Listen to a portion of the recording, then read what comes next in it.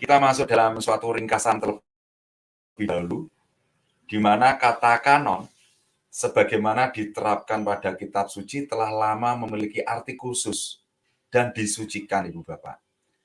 Dalam pemahaman penuhnya, itu menandakan daftar otoritatif atau nomor tertutup dari tulisan-tulisan yang disusun di bawah ilham ilahi, Ibu Bapak, dan ditujukan untuk kesejahteraan gereja.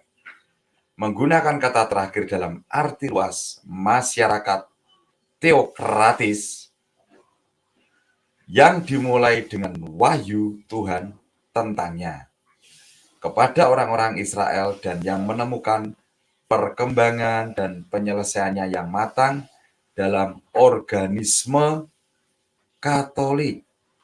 Oleh karena itu, Ibu Bapak, seluruh kanon Alkitab terdiri dari kanon-kanon Perjanjian Lama dan Perjanjian Baru.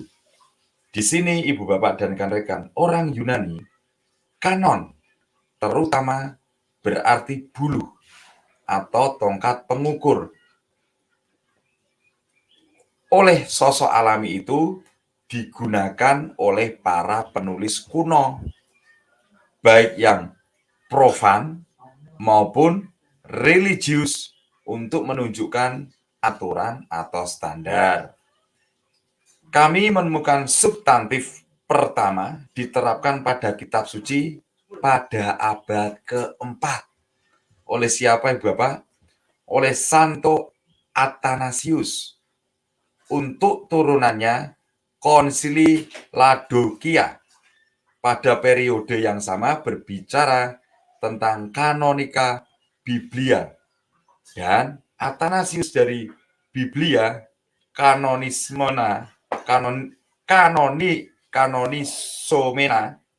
Frasa yang terakhir membuktikan, Ibu Bapak, bahwa pengertian pasif dari kanon yaitu kumpulan yang diatur dan ditentukan sudah digunakan.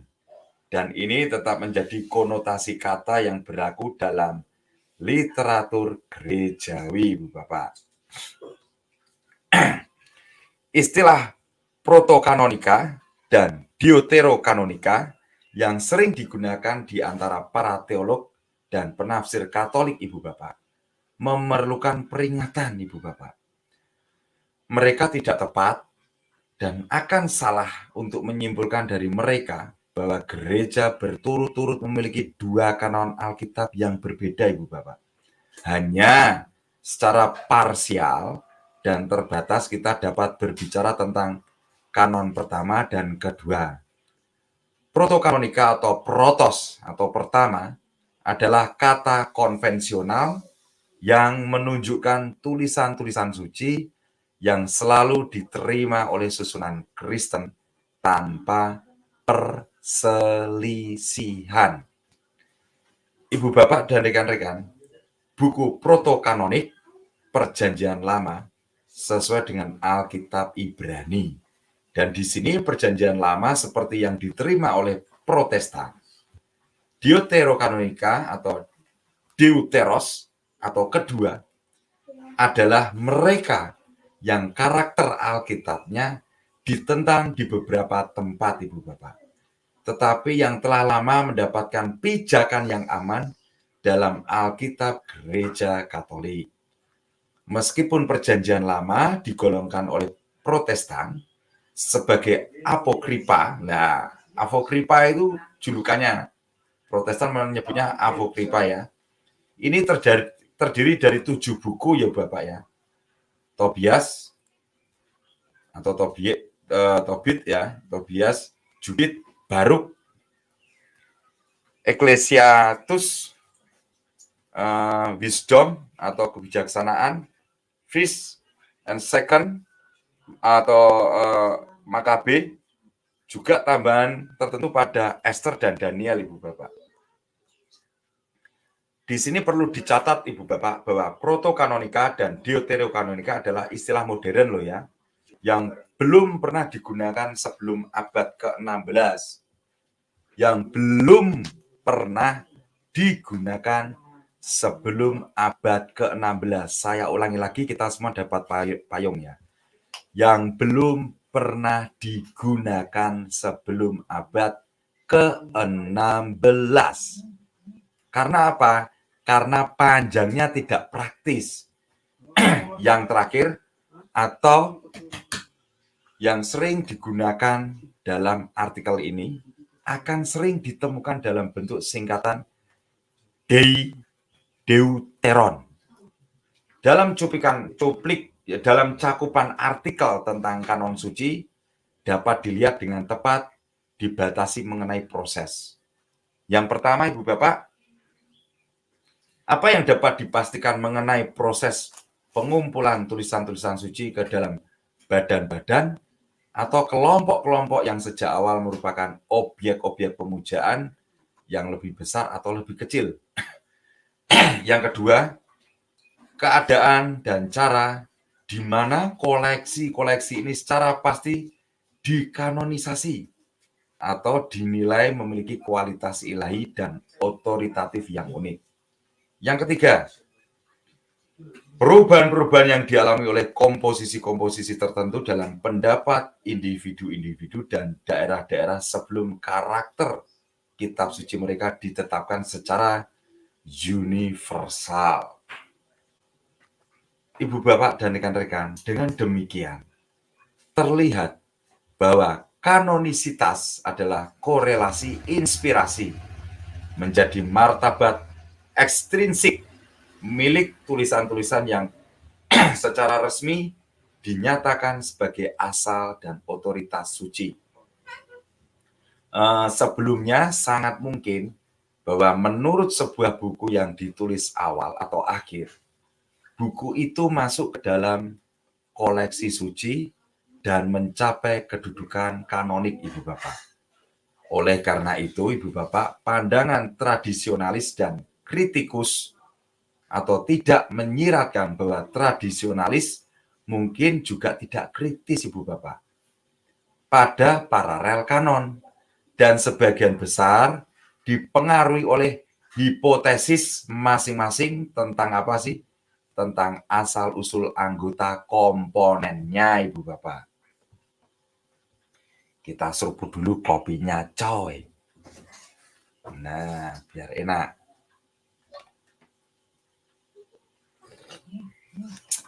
Mantap. Markibong.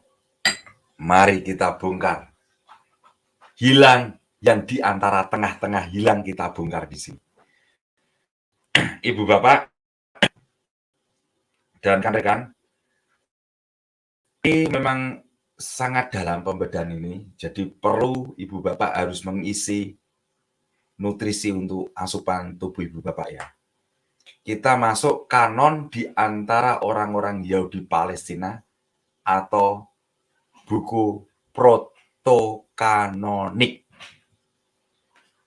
Telah diisyaratkan bahwa ada perjanjian lama yang lebih kecil atau tidak lengkap, Ibu Bapak, dan lebih besar atau lengkap. Kedua hal ini diturunkan oleh orang Yahudi, yang pertama oleh orang Palestina, yang terakhir oleh orang Alexandria, Helenis, dan Yahudi.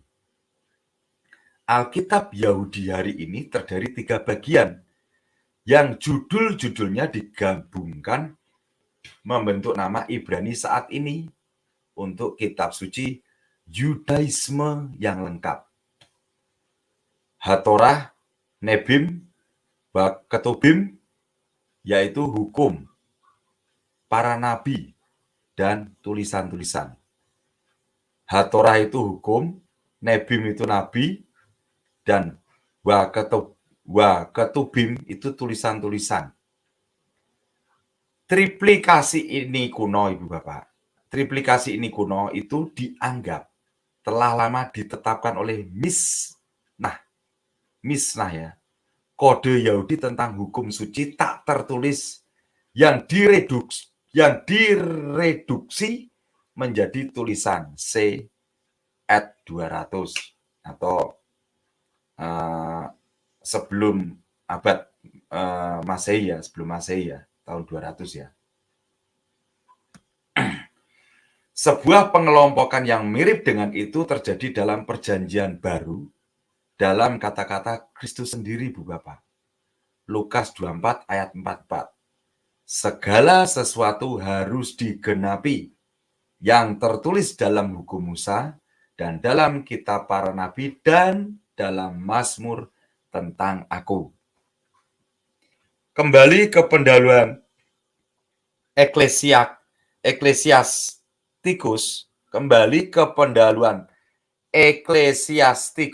yang diawali dengannya sekitar tahun 132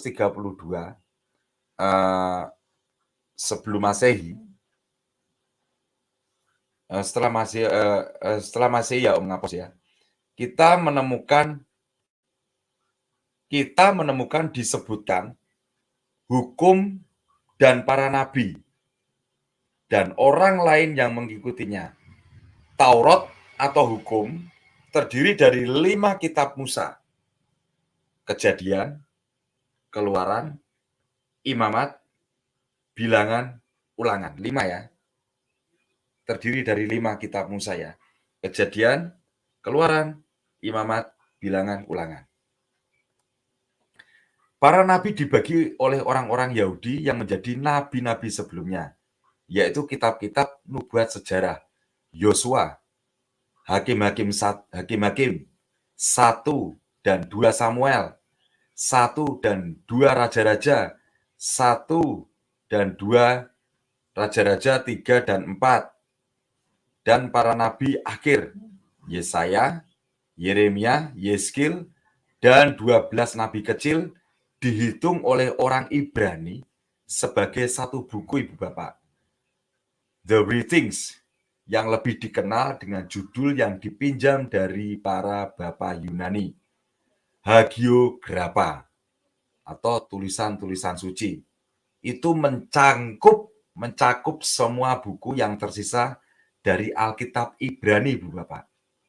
Dinamakan dalam urutan di mana mereka berdiri dalam teks Ibrani saat ini. Dan itu adalah Mazmur, Amsal, Ayub, Kidung Agung, Rut, Ratapan, Pengkhotbah, Ester, Daniel, Esdras, Nehemias atau Esdras, dan Paralipomenon. Kelihatan orang Katolik ya. Paralipomenon. Orang Katolik gini nama baca. Sekarang kita masuk pandangan tradisional tentang kanon orang Yahudi Palestina. Protokanon. Ibu Bapak dan rekan-rekan, bertentangan dengan para sarjana dari pandangan yang lebih baru, kaum konservatif tidak mengakui bahwa para nabi dan hagiografa mewakili 2 tahap berturut-turut dalam pembentukan kanon Palestina. Menurut aliran yang lebih tua ini, Ibu Bapak, prinsip yang mendikte pemisahan antara para nabi dan hagiografa bukanlah dari jenis kronologis, tetapi satu ditemukan dalam sifat dari komposisi suci masing-masing.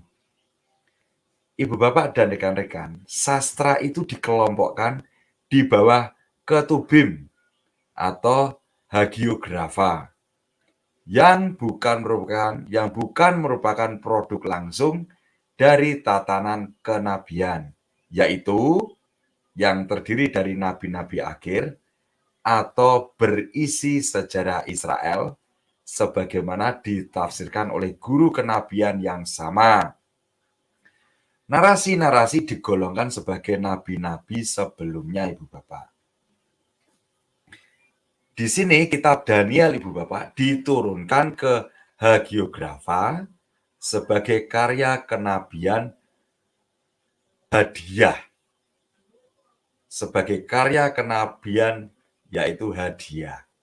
Memang, tetapi bukan dari jabatan kenabian permanen, Ibu Bapak ya. Para mahasiswa kanon konservatif yang sama ini sekarang hampir tidak terwakili di luar gereja, Ibu Bapak. menyimpan untuk penerimaan dokumen-dokumen yang menyusun kelompok-kelompok ini ke dalam literatur suci orang Israel. Tanggal-tanggal yang pada umumnya jauh lebih awal daripada yang diakui oleh para kritikus. Mereka menempatkan penyelesaian praktis jika tidak formal, Ibu Bapak. Kanon Palestina di era Esdras atau Esra dan Nehemias sekitar pertengahan abad ke-5. Sementara mereka berpegang teguh pada kepenulisan Pentateuch Mosaik. Mereka bersikeras bahwa kanonisasi 5 buku segera setelah komposisi mereka. Mohon maaf ada backsound-nya ya, mohon maaf. Ibu bapak dan rekan-rekan, karena kaum tradisionalis menyimpulkan bahwa kepenulisan Mosaik dari Pentateuch dari sumber lain, mereka dapat mengandalkan bukti koleksi awal buku-buku ini, terutama pada Ulangan 31 ayat 9 sampai 13, Ulangan ayat 24 dan juga sampai 26. Di mana ada pertanyaan tentang kitab hukum, Ibu Bapak, disampaikan oleh Musa kepada para imam dengan perintah untuk menyimpannya di dalam bahtera dan membacanya kepada orang-orang pada hari raya Pondok Daun. Tetapi Ibu Bapak, upaya untuk mengidentifikasi buku ini dengan seluruh Pentateuch tidak meyakinkan para penentang kepenulisan Musa. Tidak meyakinkan para penentang kepenulisan Musa. Masuk dalam sisa kanon Palestina Yahudi, Bu Bapak. Tanpa bersikap positif tentang masalah ini, Ibu Bapak, para pendukung pandangan yang lebih tua menganggap sangat mungkin bahwa beberapa penambahan dibuat pada perbendaharaan suci antara kanonisasi Taurat Musa yang dijelaskan di atas dan pembuangan 598 tahunnya itu. Mereka secara khusus mengutip Yesaya 34 ayat 16, 2 Tawarik 29 ayat 30, Amsal 25 ayat 1, dan Daniel 9 ayat 2. Untuk periode setelah pengasingan Babilonia, argumen konservatif mengambil nada yang lebih percaya diri, Ibu Bapak. Ini adalah era konstruksi titik balik dalam sejarah Israel. Penyelesaian kanon Yahudi dengan penambahan para nabi dan hagiografa sebagai badan hukum oleh kaum konservatif dikaitkan dengan Esdras, imam juru tulis dan pemimpin agama pada masa itu yang didukung oleh Nehemias, gubernur sipil, atau setidaknya ke sekolah juru tulis yang didirikan yang pertama. Ini bisa dibandingkan di Nehemia 8 ayat 10, 2 Makabe 2 ayat 13 dalam bahasa Yunani asli, Bapak ya. Jauh lebih menarik dalam mendukung formulasi Esdrin dari Alkitab Ibrani adalah bagian yang banyak dibahas dari Yosefus, yaitu kontra Apionem 18, di mana sejarawan Yahudi yang menulis sekitar tahun 100 Masehi mencatat keyakinannya dan keyakinan rekan seagamanya, sebuah keyakinan, Ibu Bapak, sebuah keyakinan yang mungkin didasarkan pada tradisi bahwa kitab-kitab Ibrani Palestina merupakan kumpulan tertutup dan suci dari zaman Raja Persia Artaxerxes Longimanus tahun 465 sampai 425 sebelum Masehi. Sezaman dengan Esdras. Di sini Bapak, Yosefus adalah penulis yang paling awal yang memberi nomor pada kitab-kitab dalam Alkitab Yahudi. Dan dalam susunannya yang sekarang ini berisi 40. Yosefus tiba di 22 artifisial untuk mencocokkan jumlah huruf dalam alfabet Ibrani melalui koleksi dan kombinasi yang dipinjam sebagian dari Septuaginta, Ibu Bapak. Para penafsir konservatif menemukan argumen penegasan dalam pernyataan kitab Esdras keempat yang apokrif. 14 Romawi 14 nomor 18 sampai 47. Di bawah amplop legendarisnya mereka melihat kebenaran sejarah, Ibu Bapak. Dan satu lagi, dalam referensi dalam traktat Batra dari Talmud Babilonia untuk aktivitas hagiografis dari orang-orang sinagog agung dan Esdras dan Nehemias. Ibu Bapak dan rekan-rekan, tetapi para ahli kitab suci Katolik yang mengakui sebuah kanon Esdrin sama sekali tidak mengizinkan bahwa Esdras dan rekan-rekannya bermaksud untuk menutup perpustakaan suci sedemikian rupa. Untuk apa? Untuk menghalangi kemungkinan aksesi di masa depan, Ibu Bapak. Dan di sini Roh Allah mungkin dan memang bernafas ke dalam tulisan-tulisan selanjutnya.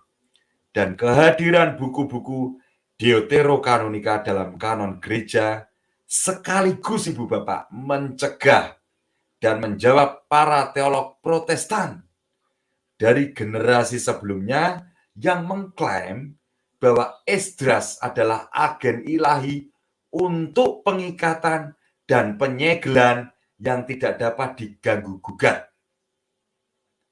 Perjanjian Lama. Nah, di situ Bapak. Seruput dulu kopinya, mulai kering nih tenggorokan ini. Mantap coy. Ibu Bapak dan rekan-rekan, setidaknya Ibu Bapak, sampai sejauh ini Ibu Bapak, para penulis Katolik, para penulis orang-orang Katolik tentang masalah ini tidak setuju dengan aliran Yosefus kesaksiannya. Dan sementara ada apa yang dapat disebut konsensus para penafsir Katolik dari tipe konservatif tentang apa sih? Tentang formulasi kanon Esdrin atau kuasi Esdrin sejauh bahan yang ada mengizinkannya. Persetujuan ini tidak mutlak. Kaulen dan Danko yang menyukai penyelesaian selanjutnya adalah pengecualian di antara para cendekiawan yang disebutkan di atas. Kita masuk pandangan kritis tentang bentukan kanon Palestina, Ibu Bapak. 3 badan konstituennya, hukum, nabi, dan hagiografa, mewakili pertumbuhan dan sesuai dengan 3 periode yang kurang lebih diperpanjang, Ibu Bapak. Dan oleh karena itu, alasan untuk mengisolasi hagiografa dari para nabi sebagian besar bersifat kronologis. Satu-satunya pembagian yang ditandai dengan jelas oleh fitur intrinsik adalah elemen hukum dari PL atau Perjanjian Lama, yaitu Pentateuk. Oke. Sekarang kita masuk Taurat atau hukum. Nah, sampai masa pemerintahan Raja Josias dan penemuan kitab hukum di Bait Suci tahun 621 sebelum Masehi, kata para penafsir kritis di Israel tidak ada kode hukum tertulis atau karya lain yang diakui secara universal sebagai dari otoritas tertinggi dan ilahi. Kitab hukum ini praktis identik dengan ulangan dan pengakuan atau kanonisasinya terdiri dari fakta khidmat yang dibuat oleh Josias dan orang-orang Yuda. Dijelaskan dalam 2 Raja-Raja 23 bahwa Taurat suci tertulis sebelumnya tidak dikenal di antara orang Israel. Ditunjukkan oleh bukti negatif dari para nabi sebelumnya dengan tidak adanya faktor tersebut dari reformasi agama yang dilakukan oleh Yeskia atau Hizkia. Sementara itu adalah sumber utama dari yang dilakukan oleh Josias.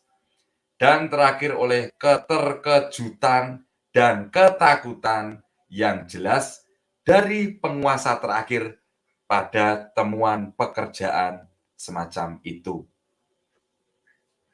Ibu, Bapak, dan rekan-rekan, argumen ini pada kenyataannya adalah poros dari sistem kritik Pentateukal saat ini dan akan dikembangkan lebih panjang dalam artikel tentang Pentateuk, seperti juga tesis yang menyerang kepengarangan Musa dan penyebaran yang terakhir secara keseluruhan, Ibu Bapak.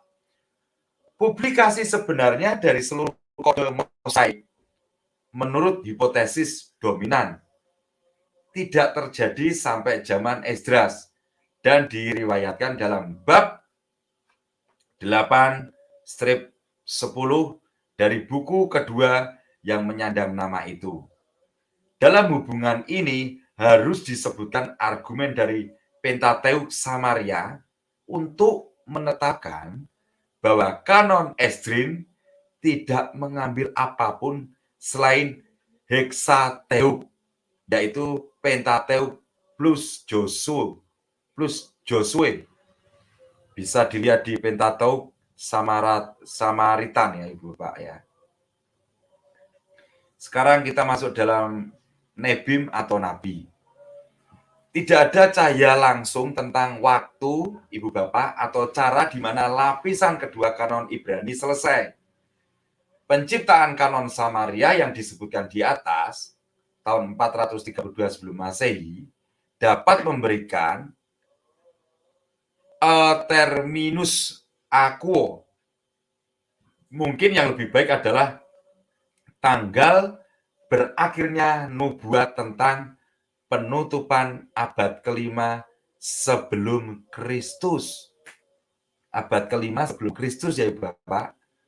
Untuk ujung lainnya Ibu Bapak, tanggal serendah mungkin adalah dari prolog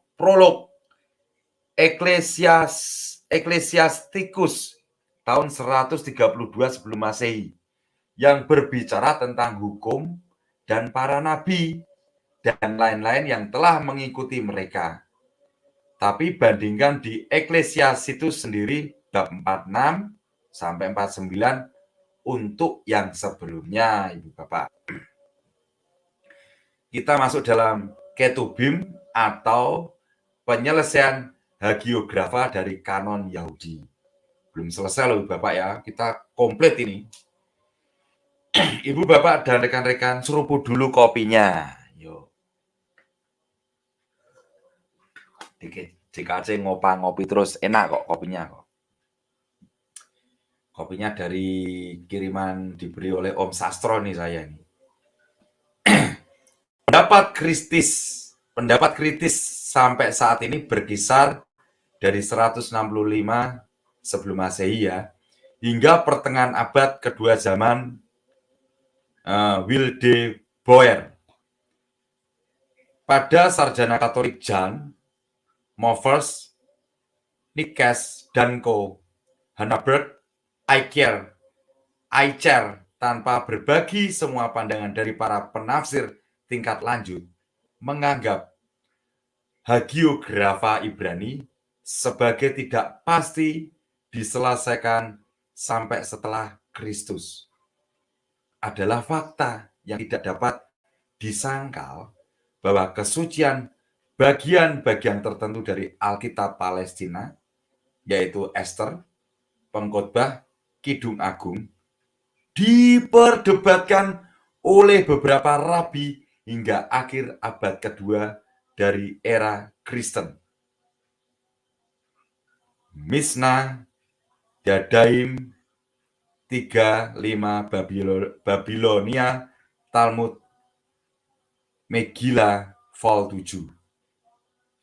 Betapapun berbedanya tanggal, para kritikus yakin, Ibu Bapak, bahwa perbedaan antara hagiografa dan kanon profetik pada dasarnya adalah kronologis.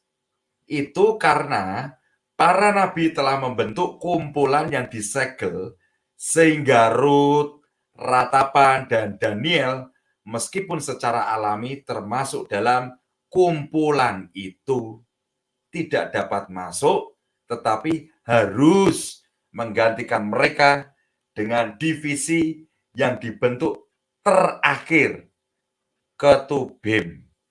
Oke.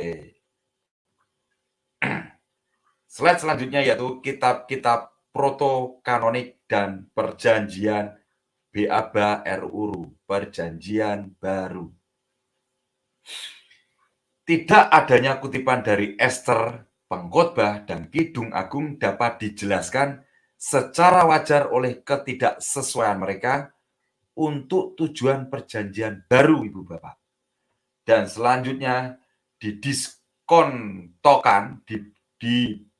didiskontokan oleh tidak adanya kutipan dari dua buku Esdras, Abdias, Nahum, dan Soponias, meskipun tidak secara langsung dihormati, termasuk dalam kutipan dari nabi-nabi kecil lainnya berdasarkan kesatuan tradisional dari kumpulan itu, Ibu Bapak.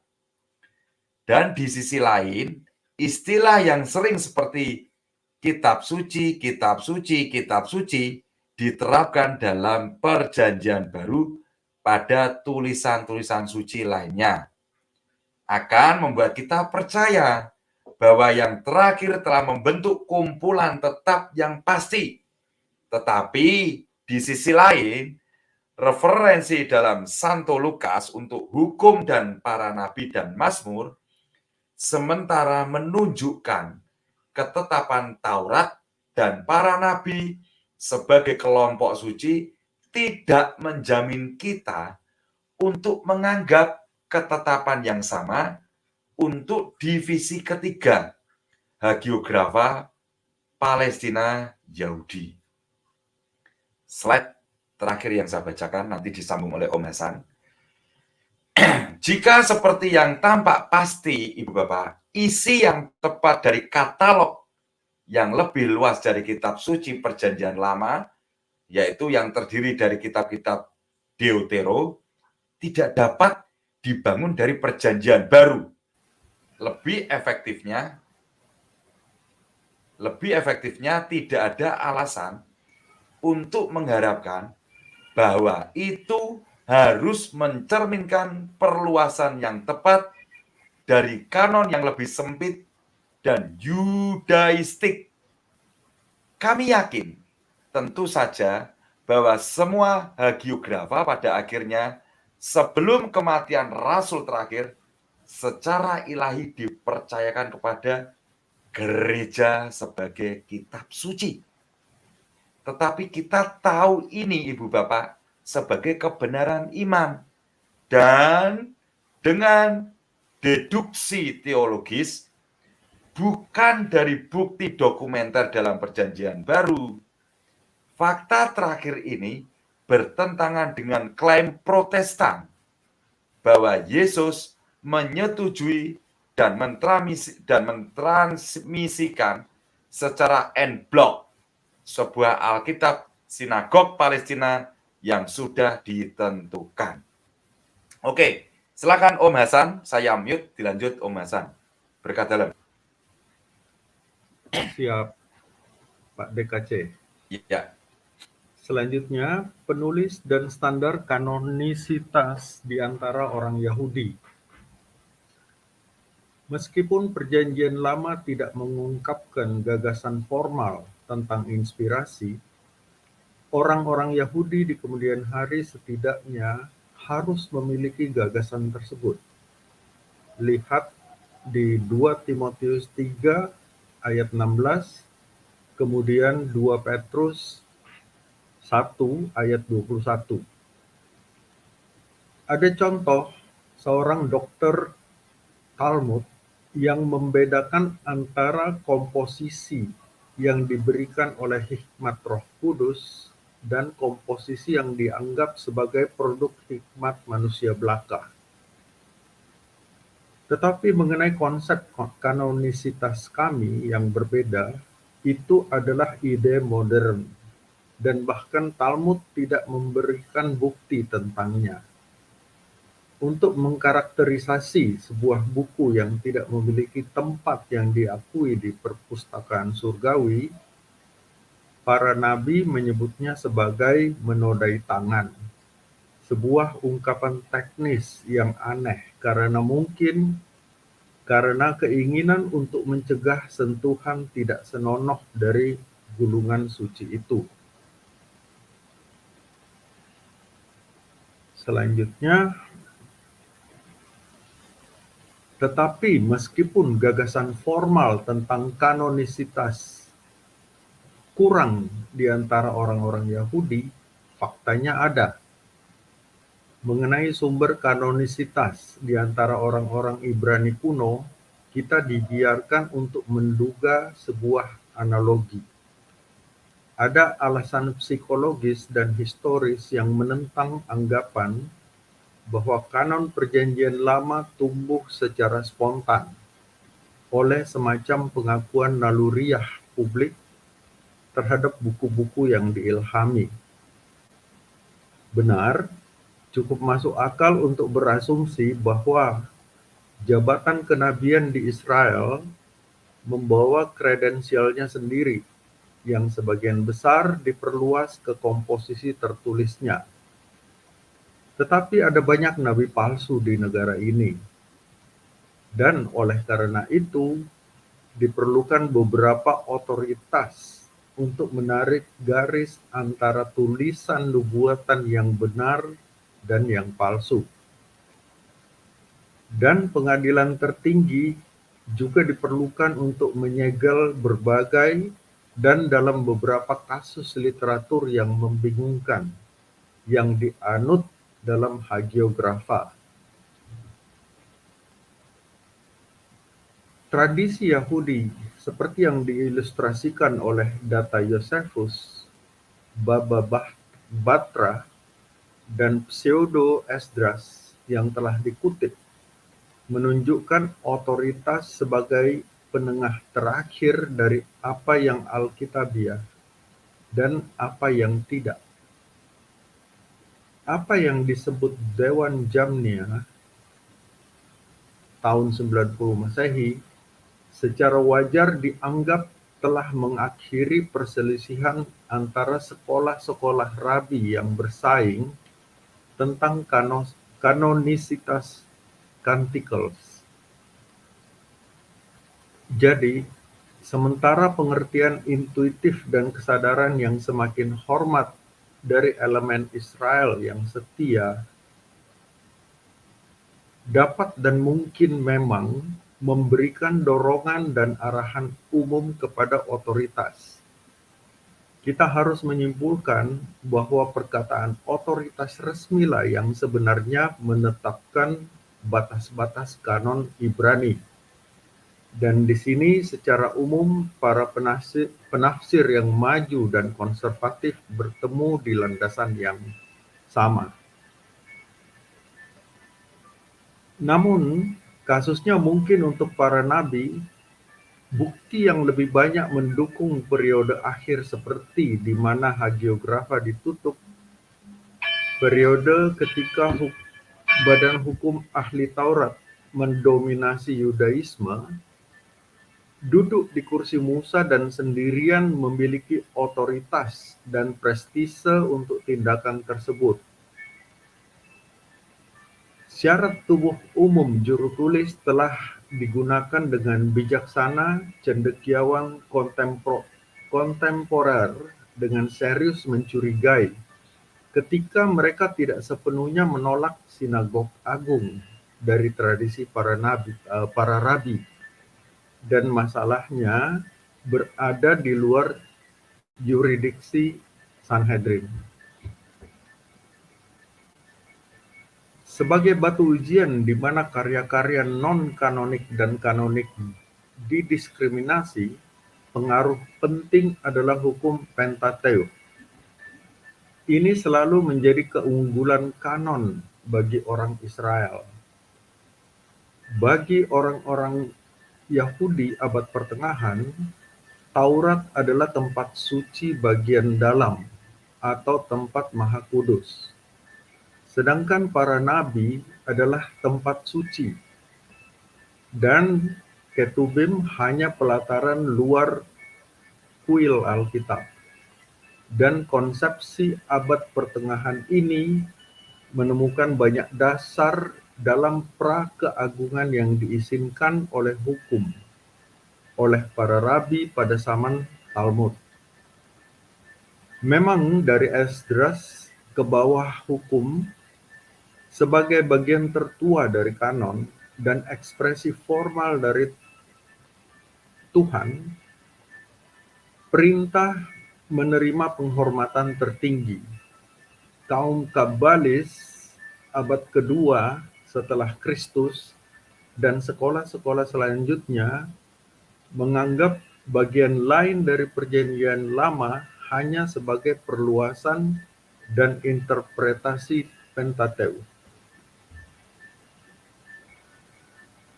Maka kita dapat yakin bahwa ujian utama kanonisitas setidaknya untuk hagiografa adalah kesesuaian dengan kanon par excellence Pentateukh. Selain itu, terbukti bahwa tidak ada buku yang diakui yang tidak disusun dalam bahasa Ibrani dan tidak memiliki kekunoan dan prestise dari zaman klasik, atau setidaknya nama. Kriteria ini negatif dan eksklusif daripada direktif. Dorongan perasaan religius atau liturgis penggunaan harus menjadi faktor positif yang berlaku dalam keputusan. Tetapi tes negatif sebagian bersifat sewenang-wenang dan perasaan intuitif tidak dapat memberikan jaminan sertifikasi ilahi. Baru kemudian suara infalibel datang dan kemudian menyatakan bahwa kanon sinagoga meskipun memang tidak dipalsukan, itu tidak lengkap.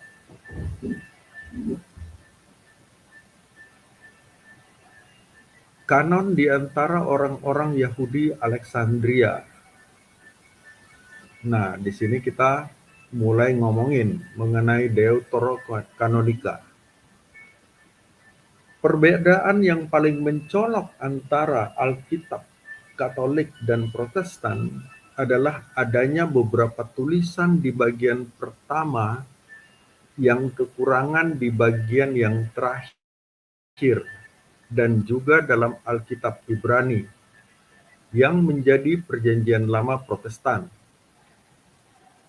Buku-buku nomor 7 ini yaitu Tobias atau Tobit, Yudit, Kebijaksanaan, Ecclesiasticus, Baruch, 1 dan 2 Makabe, dan 3 dokumen yang ditambahkan ke buku-buku proto-kanonika yaitu pelengkap Ester dari 10:4 hingga akhir Kidung Agung dari 3 pemuda atau nyanyian 3 anak dalam Daniel 3.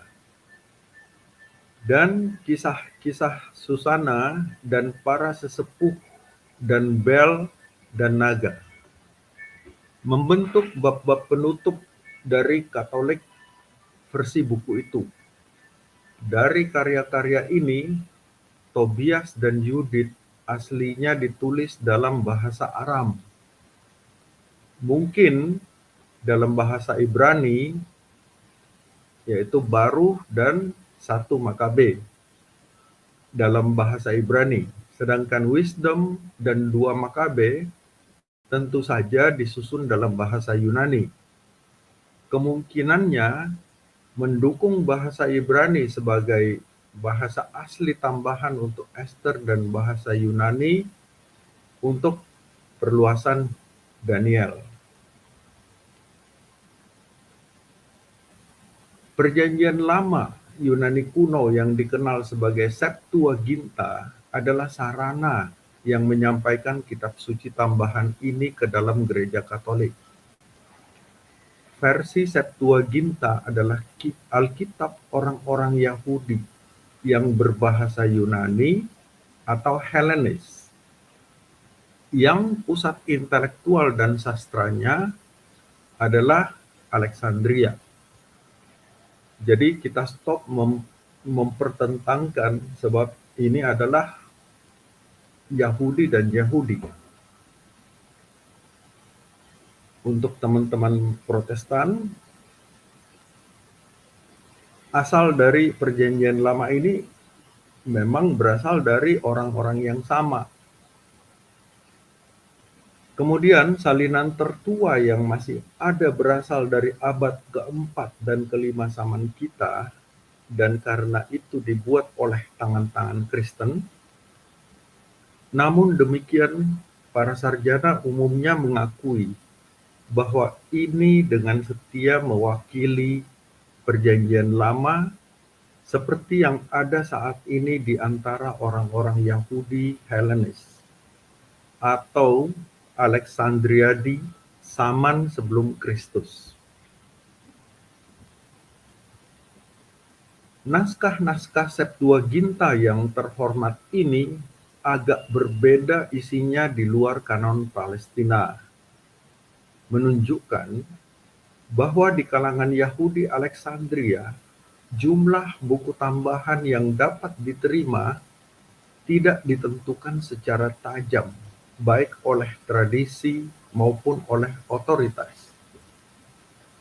Namun, selain tidak adanya Makabe dari Codex Vaticanus, yaitu salinan paling tua dari perjanjian lama Yunani, semua manuskrip berisi semua tulisan Deutero, di mana naskah Septuaginta berbeda satu sama lain, dengan pengecualian dicatat itu dalam kelebihan tertentu di atas buku-buku Deuterokanonika.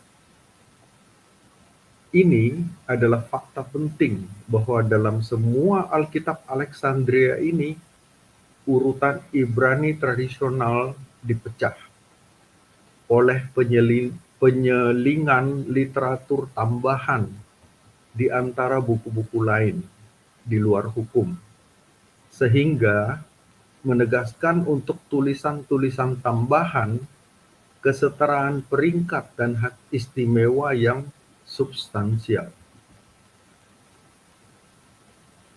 Adalah penting untuk menanyakan motif yang mendorong orang-orang Yahudi Helenes untuk setidaknya mengkanonisasi bagian sastra yang cukup banyak ini. Beberapa di antaranya sangat baru dan secara radikal menyimpang dari tradisi Palestina. Beberapa orang akan mengatakan bahwa bukan orang Alexandria, tapi orang Palestina, orang Yahudi yang menyimpang dari tradisi Alkitab. Penulis Katolik Nikes, Movers, dan Co. dan baru-baru ini adalah Coulen dan Mullen telah menganjurkan pandangan bahwa awalnya kanon Palestina harus mencakup semua Deuterokanonika, dan dengan demikian mundur sampai zaman para rasul. Itu ada di Coulen tahun 100 sebelum Masehi. Ketika tergerak oleh fakta bahwa Septuaginta telah menjadi perjanjian lama gereja. Itu dilarang oleh ahli Taurat Yerusalem yang digerakkan terlebih lagi dengan demikian terutama Coulen oleh permusuhan terhadap semangat Helenistik yang besar dan komposisi Yunani dari buku-buku Deuterokanonika kami. Jadi ini ada ketidakcocokan antara Yahudi lokal di Palestina dan Yahudi perantauan di Alexandria. Para penafsir ini sangat bergantung pada pernyataan Santo Justinus Martir bahwa orang-orang Yahudi telah memutilasi kitab suci. Sebuah pernyataan yang tidak didasarkan pada bukti positif. Mereka mengemukakan fakta bahwa kitab-kitab Deutero tertentu dikutip dengan penghormatan dan bahkan dalam beberapa kasus sebagai kitab suci oleh para dokter Palestina atau Babilonia. Tetapi ucapan-ucapan pribadi dari beberapa rabi tidak dapat menandingi tradisi kanon Ibrani yang konsisten yang dibuktikan oleh Yosefus, walaupun ia sendiri cenderung pada Helenisme dan bahkan oleh penulis 4 Esdras yang beragama Yahudi Alexandria.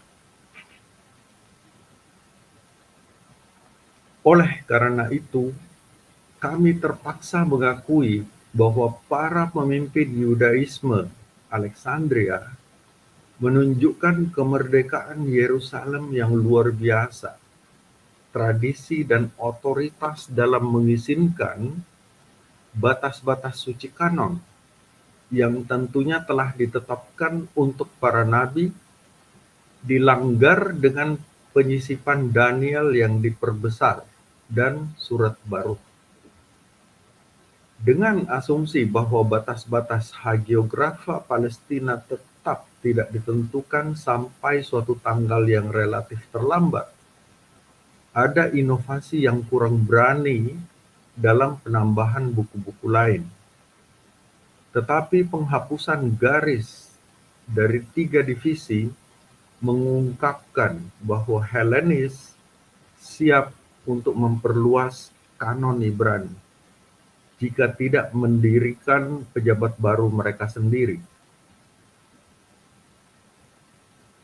Di sisi kemanusiaan mereka, inovasi-inovasi ini harus diperhitungkan dengan semangat bebas orang-orang Yahudi Helenis. Di bawah pengaruh pemikiran Yunani, mereka memiliki pandangan yang lebih luas tentang inspirasi ilahi daripada pandangan saudara-saudara Palestina mereka dan menolak untuk membatasi manifestasi sastra Roh Kudus pada waktu tertentu dan bentuk bahasa Ibrani. Kitab kebijaksanaan secara tegas berkarakter Helenis, menyajikan kepada kita kebijaksanaan ilahi yang mengalir dari generasi ke generasi dan menjadikan jiwa-jiwa dan nabi-nabi suci. 7 ayat 27 dalam bahasa Yunani. Philo, seorang pemikir khas Alexandria Yahudi, bahkan memiliki gagasan yang berlebihan tentang difusi inspirasi. Quis rerum divinarum haeres 52, ID Lips 3:57, dan De Migratione Abrah 11.299, ID Lips 2334. Tetapi bahkan Philo ketika menunjukkan kenalannya dengan sastra Deutero tidak mengutipnya dalam tulisan-tulisannya yang banyak. Benar, dia tidak menggunakan beberapa buku dari kanon Ibrani, tetapi ada anggapan alami bahwa jika dia menganggap karya-karya tambahan itu cukup pada bidang yang sama dengan yang lain, dia tidak akan gagal mengutip produksi yang begitu merangsang dan menyenangkan seperti kitab kebijaksanaan. Selain itu, seperti yang ditunjukkan oleh beberapa otoritas, semangat independen kaum Helenis tidak dapat melangkah lebih jauh dengan mendirikan kanon resmi yang berbeda dari kanon resmi Yerusalem, tanpa meninggalkan jejak sejarah dari perpecahan seperti itu.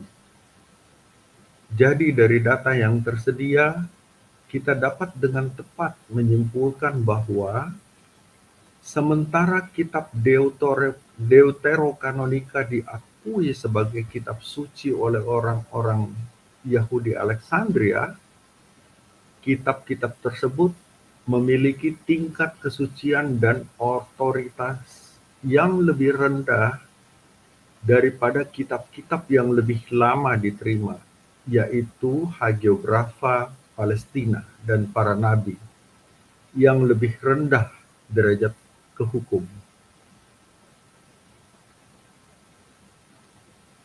Selanjutnya adalah kanon Perjanjian Lama di Gereja Katolik.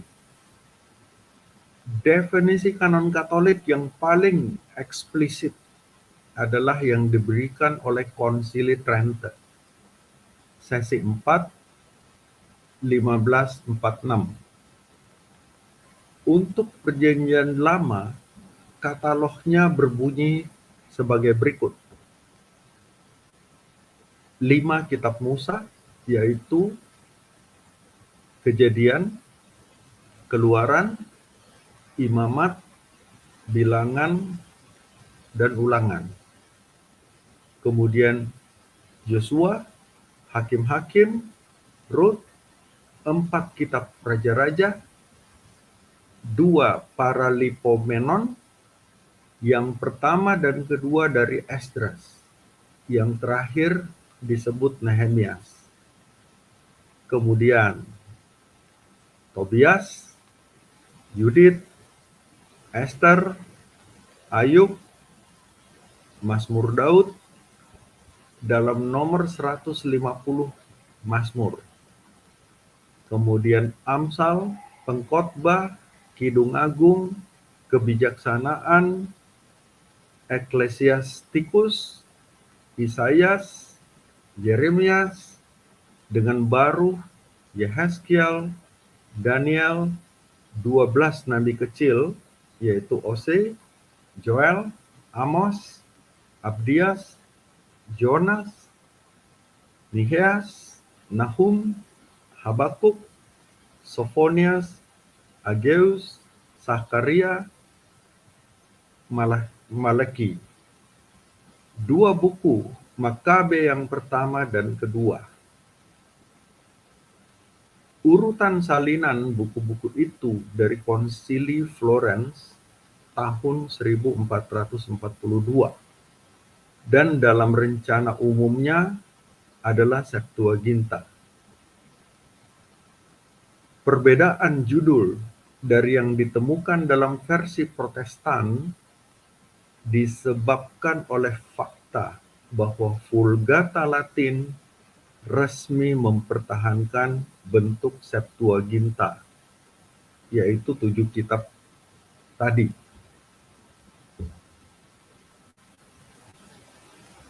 Kemudian, kanon Perjanjian Lama, saya lanjutkan, Decret Tridentin dari nama daftar di atas diambil adalah pernyataan pertama yang sempurna dan diumumkan secara efektif tentang kanon yang ditujukan kepada gereja universal, menjadi dogmatis dalam maksudnya. Ini menyiratkan bahwa para rasul mewariskan kanon yang sama kepada gereja sebagai bagian dari depositum fidei. Tetapi ini tidak dilakukan melalui keputusan formal apapun. Kita harus mencari halaman-halaman Perjanjian Baru dengan sia-sia untuk mencari jejak tindakan semacam itu. Kanon Perjanjian Lama yang lebih besar melewati tangan para rasul ke gereja secara diam-diam melalui penggunaannya dan seluruh sikapnya terhadap komponen-komponennya.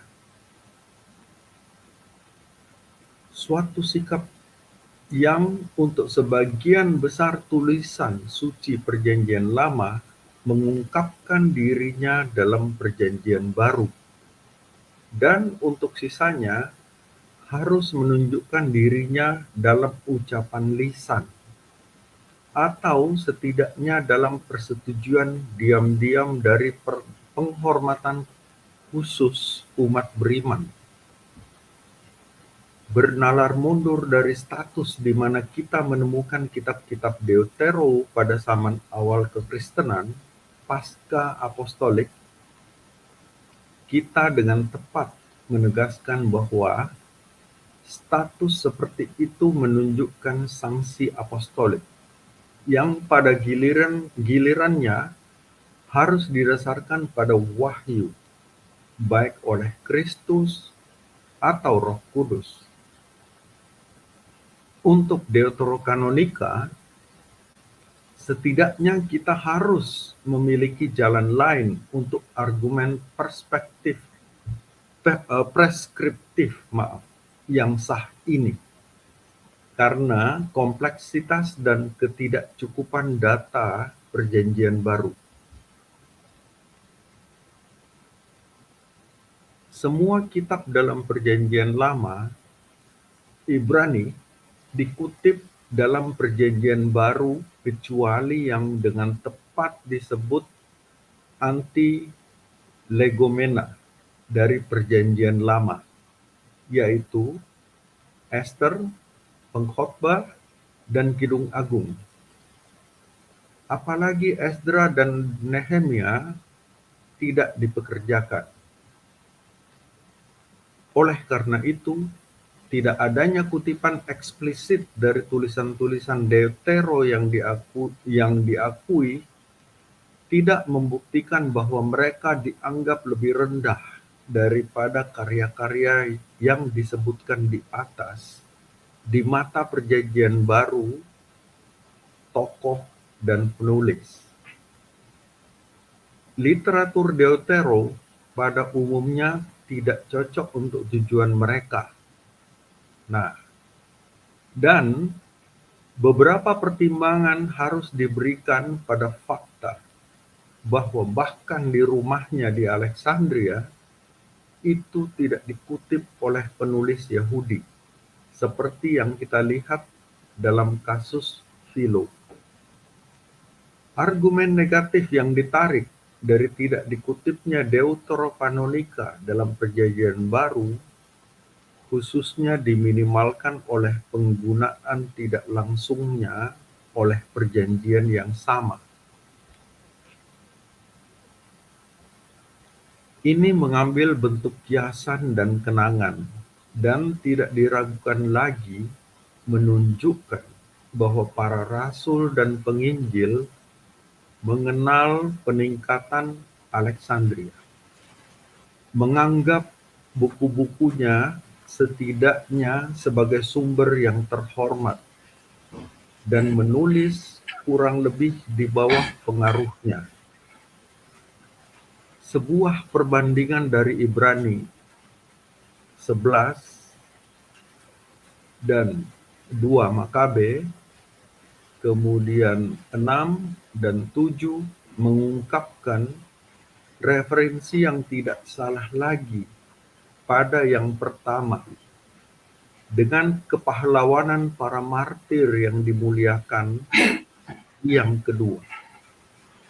Ada kedekatan pemikiran dan dalam beberapa kasus juga bahasa antara 1 Petrus pasal 1 ayat 6 sampai 7 dan Hikmat pasal 3 ayat 5 sampai 6.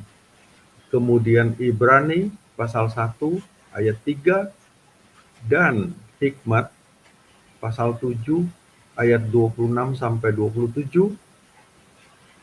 Kemudian 1 Korintus 10 ayat 9 sampai 10 dan Yudit 8 ayat 24 sampai 25.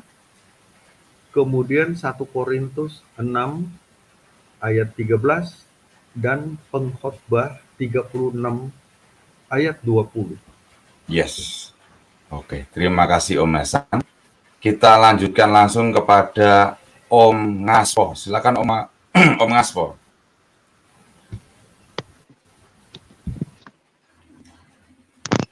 Namun kekuatan penggunaan langsung dan tidak langsung tulisan-tulisan Perjanjian Lama oleh Perjanjian Baru sedikit terganggu oleh kebenaran yang membingungkan bahwa setidaknya salah satu penulis Perjanjian Baru, Santo Yudas, mengutip secara eksplisit dari kitab Henokh yang telah lama diakui secara universal sebagai apokrif. Lihat ayat 14. Sementara di ayat 9 ia meminjam dari narasi apokrif lainnya, pengangkatan Musa. Kutipan-kutipan Perjanjian Baru dari Perjanjian Lama pada umumnya dicirikan oleh kebebasan dan kelenturan mengenai cara dan sumber yang selanjutnya cenderung mengurangi bobotnya sebagai bukti dari kanonisitas. Tetapi sejauh menyangkut sebagian besar hagiografa Palestina, a fortiori Pentateuk dan para nabi, apapun yang ingin konklusif mungkin ada dalam Perjanjian Baru. Bukti kedudukan kanonik mereka banyak dilengkapi dari sumber-sumber Yahudi saja.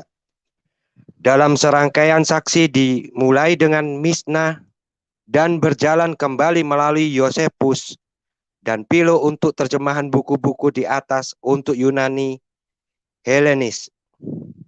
Tetapi untuk literatur deuterokanonika, hanya kesaksian terakhir yang berbicara sebagai konfirmasi Yahudi. Namun, ada tanda-tanda bahwa versi Yunaninya tidak dianggap oleh para pembacanya sebagai Alkitab yang tertutup dengan kesucian tertentu di semua bagiannya, tetapi bahwa isinya yang agak bervariasi terlindung di mata kaum Helenis, dari hukum yang sangat suci hingga karya-karya keilahian yang dipertanyakan seperti 3 Makabis. Faktor ini harus dipertimbangkan dalam menimbang argumen tertentu. Sejumlah besar otoritas Katolik melihat kanonisasi Deuteros sebagai adopsi dan persetujuan besar-besaran oleh para rasul dari Yunani, dan karena itu lebih besar Perjanjian Lama. Argumen tersebut bukan tanpa kekuatan tertentu. Perjanjian Baru tidak diragukan lagi menunjukkan preferensi untuk Septuaginta. Dari 350 teks dari Perjanjian Lama, 300 lebih menyukai bahasa versi Yunani daripada bahasa Ibrani. Tetapi ada pertimbangan-pertimbangan yang membuat kami ragu-ragu untuk mengakui adopsi Septuaginta secara apostolik, secara en bloc, seperti disebutkan di atas. Ada alasan kuat untuk percaya bahwa itu bukan jumlah yang tetap pada saat itu. Naskah perwakilan tertua yang ada tidak sepenuhnya identik dalam buku-buku yang dikandungnya. Selain itu, harus diingat bahwa pada era kita dan untuk beberapa waktu kemudian, set lengkap koleksi yang sangat banyak seperti Septuaginta dalam manuskrip akan sangat lengkap. Versinya pasti muktahir dalam buku-buku atau kelompok-kelompok buku yang terpisah. Suatu kondisi yang menguntungkan bagi variabilitas kompas tertentu. Jadi, baik Septuaginta yang berfluktuasi maupun Perjanjian Baru yang tidak eksplisit tidak menyampaikan kepada kita perluasan yang tepat dari Alkitab pra-Kristen yang ditransmisikan oleh para rasul ke gereja primitif. Lebih dapat dipertahankan untuk menyimpulkan suatu proses selektif di bawah bimbingan Roh Kudus dan suatu proses yang selesai begitu terlambat pada zaman para rasul sehingga Perjanjian Baru gagal untuk mencerminkan hasil yang matang, baik mengenai jumlah atau catatan kesucian orang-orang era Palestina. Buku diterima untuk mempelajari kanon apostolik Perjanjian Lama secara historis. Kita harus menginterogasi dokumen-dokumen yang kurang sakral, tetapi kemudian yang mengungkapkan secara lebih eksplisit kepercayaan dari abad-abad pertama kekristenan. Tulisan-tulisan subapostolik Clement, Polycarp, penulis surat Barnabas, homili, pseudo Clementine, dan gembala Hermas mengandung kutipan implisit dari atau kiasan untuk semua deuterokanonika, kecuali Baruk yang zaman dahulu sering bersatu dengan Yeremias, dan 1 Makabe, dan tambahan untuk David. Tidak ada argumen yang tidak menguntungkan yang dapat ditarik dari sifat longgar dan tersirat dari kutipan-kutipan ini. Karena Bapak Apostolik ini mengutip kitab suci protokanonik dengan cara yang persis sama. Turun ke zaman berikutnya, yaitu para apologis, kita menemukan Baruk dikutip oleh Athenagoras sebagai seorang nabi. Santo Justinus Martir adalah orang pertama yang mencatat bahwa gereja memiliki seperangkat kitab suci Perjanjian Lama yang berbeda dari orang-orang Yahudi, dan yang paling awal menyatakan prinsip yang diproklamirkan oleh penulis-penulis kemudian, yaitu kemandirian gereja dalam mendirikan gereja. Kanon independensi sinagoga dalam hal ini realisasi penuh dari kebenaran ini datang perlahan, setidaknya di timur, di mana ada indikasi bahwa di beberapa tempat tertentu, pesona tradisi Yahudi Palestina tidak sepenuhnya hilang selama beberapa waktu. Santo Melito, yaitu Uskup Sardis, tahun 171, pertama kali menyusun daftar kitab-kitab kanonik dari Perjanjian Lama, sampai mempertahankan pengaturan Septuaginta yang sudah dikenal. Ia mengatakan bahwa dia memvertifikasi katalognya dengan penyelidikan di antara orang-orang Yahudi. Yaitu orang-orang Yahudi pada waktu itu telah membuang buku-buku Alexandria, yaitu pada waktu itu orang-orang Yahudi pada waktu itu telah membuang buku-buku Alexandria di mana-mana. Dan kanon Melito secara eksklusif terdiri dari minus Protokanonika, Ester. Akan tetapi harus diperhatikan bahwa dokumen yang menjadi awalan katalog ini dapat dipahami memiliki tujuan polemik anti-Yahudi. Dalam hal ini, kanon terbatas Melito dapat dijelaskan di alasan lain. Mohon maaf ya jika kurang tepat tulisannya karena kecil tulisannya. Santo Irenaeus selalu menjadi saksi peringkat pertama karena kenalannya yang luas dengan tradisi gerejawi. Menjamin bahwa Baruk dianggap memiliki pijakan yang sama dengan Yeremias dan bahwa narasi Susana dan Bel dan Naga dianggap berasal dari Daniel. Tradisi Alexandria diwakili oleh otoritas Origen yang berbobot. Dipengaruhi, tidak diragukan lagi oleh penggunaan Alexandria Yahudi untuk mengakui dalam praktik tulisan-tulisan ekstra sebagai suci sementara secara teoritis berpegang pada kanon Palestina yang lebih sempit. Katalognya dari kitab suci Perjanjian Lama hanya berisi buku-buku protokanonik meskipun mengikuti urutan Septuaginta.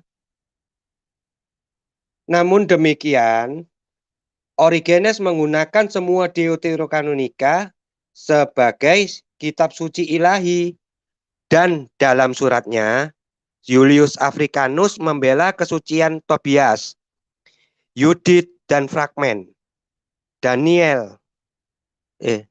Yudit dan fragmen Daniel pada saat yang sama secara implisit menegaskan otonomi gereja dalam menetapkan kanon. Lihat referensi dalam Corneli. Dalam edisi Hexaplar dari Perjanjian Lama, semua Deuteros menemukan tempat. Manuskrip Alkitab pada ke-6 yang dikenal sebagai Codex Claromontanus berisi katalog yang menurut Harnack dan San berasal dari Alexandria, kira-kira sejaman dengan Origenes. Bagaimanapun juga, itu berasal dari periode yang sedang diperiksa dan terdiri dari semua kitab Deuterokanonika dengan 4 Makabe di sampingnya. Santo Hippolytus yang wafat pada tahun 236 dapat dianggap mewakili tradisi Roma primitif.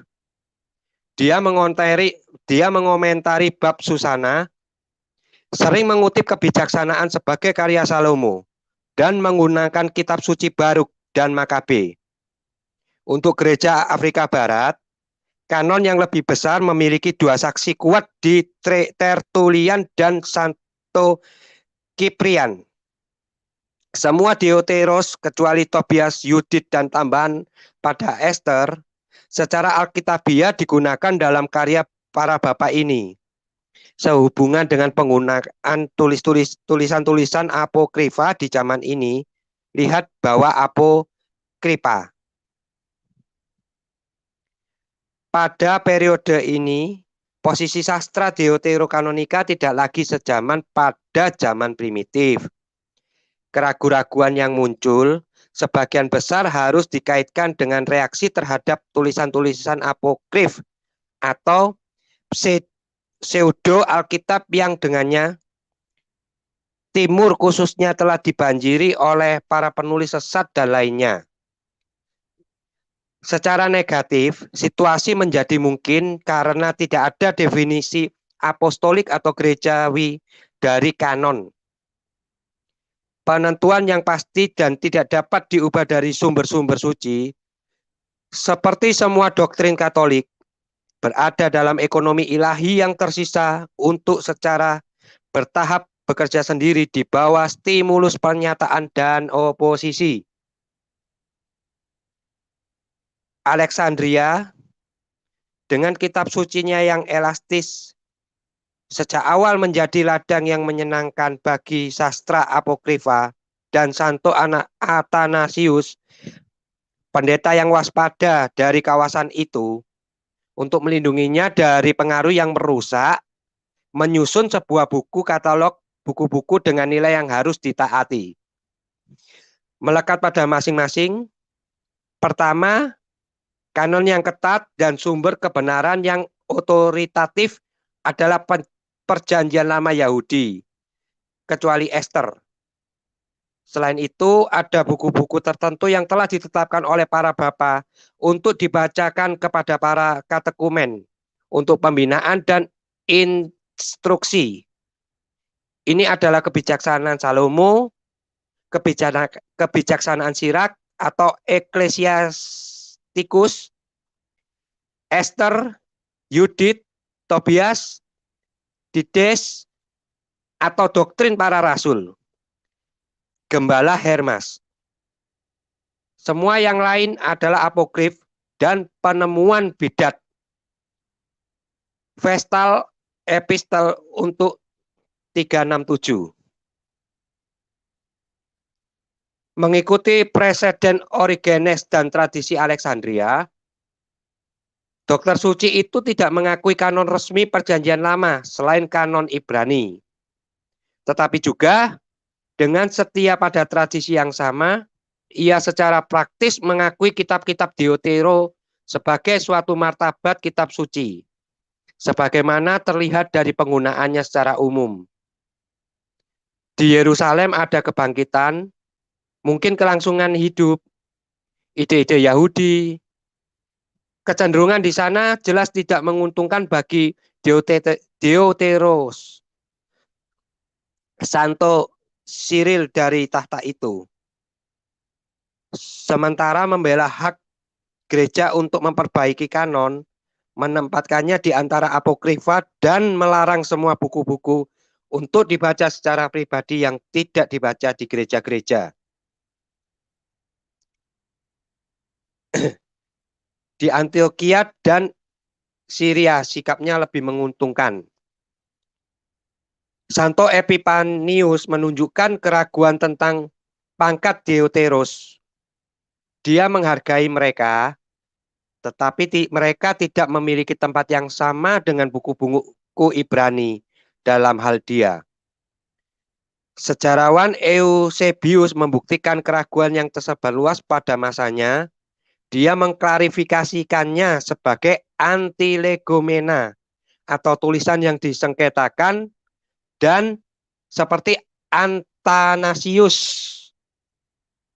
menempatkan mereka di kelas menengah antara buku-buku yang diterima semua dan apokrif. Kanon ke-59 atau ke-60 dari Dewan Provinsi Laodikia yang keasliannya masih diperdebatkan, memberikan sebuah katalog kitab suci yang seluruhnya sesuai dengan gagasan Santo Cyrilius dari Yerusalem. Di sisi lain, versi Oriental dan manuskrip Yunani pada periode itu lebih liberal, yang masih ada memiliki semua deuterokanonika dan dalam beberapa kasus apokrif tertentu. Pengaruh kanon terbatas Origen dan Athanasius secara alami menyebar ke barat. Santo Hilary dari Poitiers dan Rufinus mengikuti jejak mereka, mengecualikan Deuteros dari peringkat kanonik dalam teori, tetapi mengakui mereka dalam praktek. Yang terakhir memberi gaya kepada mereka buku-buku gerejawi, tetapi dalam otoritas yang tidak setara dengan kitab suci lainnya. Santo Jerome membuang hak pilihnya yang berat di pihak yang tidak menguntungkan buku-buku yang disengketakannya. Dalam menghargai sikapnya, kita harus mengingat bahwa Jerome hidup lama di Palestina, dalam lingkungan di mana segala sesuatu di luar kanon Yahudi dicurigai, dan bahwa terlebih lagi ia memiliki penghormatan yang berlebihan terhadap teks Ibrani. Hebraika Veritas, begitu ia menyebutnya. Dalam prolog Galeatusnya yang terkenal, atau kata pengantar untuk terjemahan Samuel dan raja-rajanya, ia menyatakan bahwa segala sesuatu yang bukan bahasa Ibrani harus digolongkan dengan apokrifa, dan secara eksplisit mengatakan bahwa kebijaksanaan, Ecclesiasticus, Tobias, dan Yudit tidak ada dalam kanon. Buku-buku ini tambahannya dibaca di gereja-gereja untuk membangun umat dan bukan untuk konfirmasi doktrin yang diwahyukan. Analisis ekspresi Jerome pada Deuterokanonika dalam berbagai surat dan kata pengantar menghasilkan hasil berikut. Pertama, ia sangat meragukan inspirasi mereka. Kedua, fakta bahwa dia kadang-kadang mengutipnya dan menerjemahkan beberapa di antara sebagai konsesi terhadap tradisi gerejawi. Adalah kesaksian yang tidak disengaja di pihaknya atas kedudukan tinggi tulisan-tulisan ini yang dinikmati di gereja pada umumnya, dan pada kekuatan tradisi praktis yang menetapkan bacaan-bacaannya dalam ibadat umum. Jelas, peringkat rendah Deuteros diturunkan oleh otoritas seperti Origenes, Athanasius, dan Jerome adalah karena konsepsi kanonitas yang terlalu kaku, yang menuntut agar sebuah buku yang berhak atas martabat tertinggi ini harus diterima oleh semua orang, harus memiliki sanksi kuno Yahudi, dan terlebih lagi harus disesuaikan tidak hanya untuk membangun, tetapi juga untuk penegasan doktrin gereja, meminjam ungkapan Jerome. Tetapi sementara para sarjana dan teoritisi terkemuka dengan demikian merendahkan tulisan-tulisan tambahan, sikap resmi gereja Latin yang selalu menguntungkan mereka, tetapi mempertahankan keagungan tenornya. Dua dokumen yang sangat penting dalam sejarah kanon merupakan ucapan formal pertama dari otoritas kepausan mengenai masalah ini. Yang pertama adalah apa yang disebut Decret Gelasius, de recipiendis et non recipiendis libris. Bagian penting yang sekarang umumnya dikaitkan dengan sinode yang diadakan oleh Paus Damasus pada tahun 382. Yang lainnya adalah kanon Innocentius I, dikirim pada tahun 405 kepada seorang uskup Galicia sebagai jawaban atas sebuah pertanyaan. Keduanya berisi semua Deuterokanonika, tanpa perbedaan apapun, dan identik dengan katalog tren. Gereja Afrika yang selalu menjadi pelindung setiap buku-buku yang diperebutkan, mendapati dirinya sepenuhnya setuju dengan Roma dalam pernyataan ini. Versi kunonya Vetus Latina, kurang tepatnya Itala, telah mengakui semua kitab suci Perjanjian Lama. Santo Agustinus tampaknya secara teoritis mengenali derajat inspirasi. Dalam prakteknya, ia menggunakan Protos dan Deuteros tanpa diskriminasi apapun. Terlebih lagi dalam De Doctrina Christiana, karyanya ia menyebutkan komponen-komponen dari Perjanjian Lama yang lengkap. Sinode Hippo tahun 393 dan 3 Kartago 393, 397 dan 419, di mana tidak diragukan lagi Agustinus adalah roh pemimpin, merasa perlu untuk menangani secara eksplisit masalah kanon dan menyusun daftar identik dari mana tidak ada buku dikecualikan. Konsili-konsili ini mendasarkan kanon mereka pada tradisi dan penggunaan liturgi. Bagi gereja Spanyol, kesaksian berharga ditemukan dalam karya bidat Priscillian, Liber de Fide et Apocryphis. Itu mengandaikan garis tajam yang ada antara karya kanonik dan tidak kanonik. Dan kanon menerima semua deuteros. Bab selanjutnya, kanon Perjanjian Lama dari pertengahan abad ke-5 hingga akhir abad ke-7.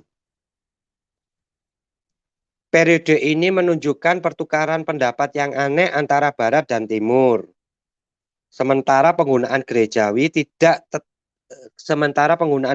tetap tidak berubah. Setidaknya di Gereja Latin,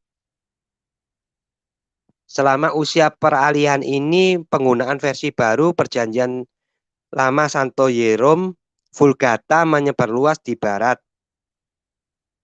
Dengan teksnya, kata pengantar Jerome yang meremehkan Deuterokanonika dan di bawah pengaruh otoritasnya, Barat mulai tidak mempercayai ini dan menunjukkan gejala pertama dari arus yang memusuhi kanonisitas mereka. Di sisi lain, Gereja Oriental mengimport otoritas Barat yang telah menganonisasi kitab-kitab yang disengketakan, yaitu dekrit dari Kartago, dan sejak saat ini ada kecenderungan yang meningkat di antara orang-orang Yunani untuk menempatkan deuteros pada tingkat yang sama dengan yang lain. Sebuah kecenderungan bagaimanapun lebih karena merupakan perbedaan lama daripada menghormati Dewan Kartago. Bab kanon Perjanjian Lama selama abad pertengahan. Gereja Yunani.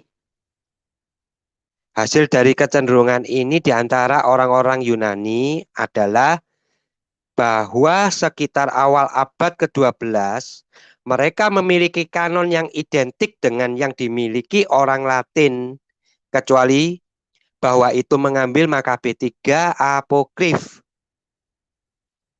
Bahwa semua deutero diakui secara liturgis di gereja Yunani pada era perpecahan di abad ke-9 ditunjukkan oleh Sintagma Canonum dari Photius.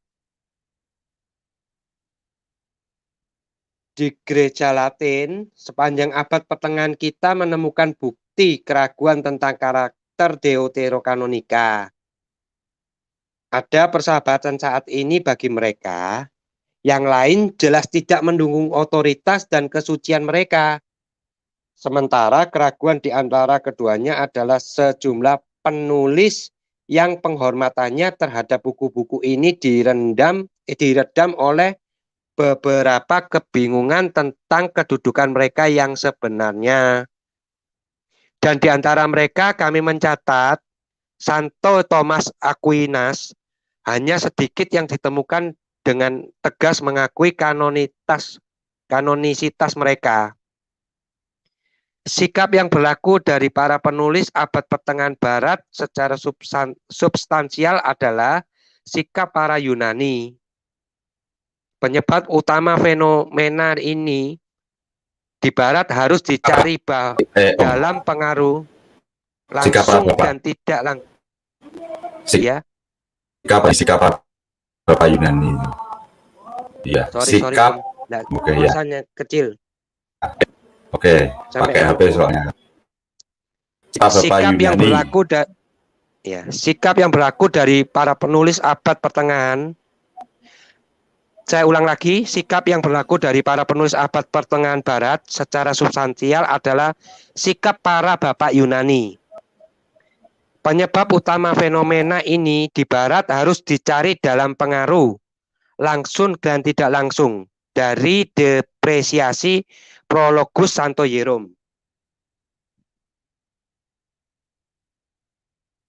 Kompilasi glosa ordinaria dibaca secara luas dan sangat dihargai sebagai pembendaharaan pembelajaran suci secara abad pertengahan. Itu mewujudkan kata pengantar di mana Dr. Bethlehem itu mewujudkan kata pengantar di mana Dr. Bethlehem telah menulis dalam istilah yang menghina Deuteros, dan dengan demikian mengabadikan dan menyebarkan pendapatnya yang tidak bersahabat. Namun keraguan ini harus dianggap kurang lebih bersifat akademis.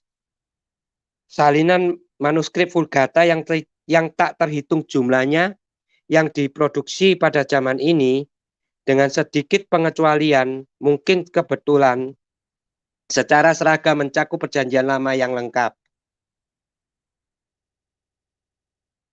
Penggunaan gerejawi dan tradisi Romawi berpegang teguh pada kesetaraan kanonik dari semua bagian Perjanjian Lama. Tidak ada kekurangan bukti bahwa selama periode yang panjang ini, Deuteros dibacakan di gereja-gereja susunan Kristen Barat.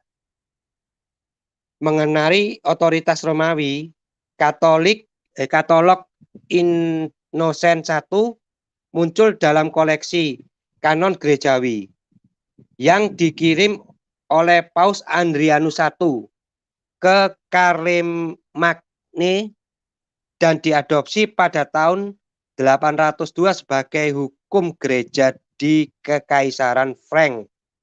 Nikolas I menulis pada tahun 865 kepada para uskup Prancis mengajukan banding ke Dekret Innocent yang sama sebagai dasar di mana semua buku suci harus diterima. Kita masuk bab selanjutnya. Kanon Perjanjian Lama dan Dewan Umum Konsili Florence tahun 1442. Pada tahun 1442, selama hidup dan dengan persetujuan konsili ini, Eugenius IV mengeluarkan beberapa bulls atau dekret dengan maksud untuk mengembalikan badan-badan skismatis oriental ke persetujuan dengan Roma. Dan menurut ajaran umum para teolog persekutuan bukan persetujuan persekutuan bukan persetujuan. Oke. Lanjut. Tidak membacanya handphonenya ya pakai HP ya. Sampai mana tadi? Sorry saya lihat dulu sebentar. Tahun saya ulangi 1442. Pada tahun 1442, selama hidup dan dengan persetujuan konsili ini, Eugenius IV mengeluarkan beberapa bulls atau dekret dengan maksud untuk mengembalikan badan-badan skismatis oriental ke persekutuan dengan Roma. Dan menurut ajaran umum para teolog, dokumen-dokumen ini adalah pernyataan doktrin yang tidak dapat salah. Decretum pro Jacobitis berisi daftar lengkap buku-buku yang diterima oleh gereja sebagai buku yang diilhami. Tetapi mungkin sebaliknya dihilangkan istilah kanon dan kanonik. Dewan Firenze karena itu mengajarkan inspirasi dari semua kitab suci, tetapi tidak secara resmi meneruskan kanonisitasnya.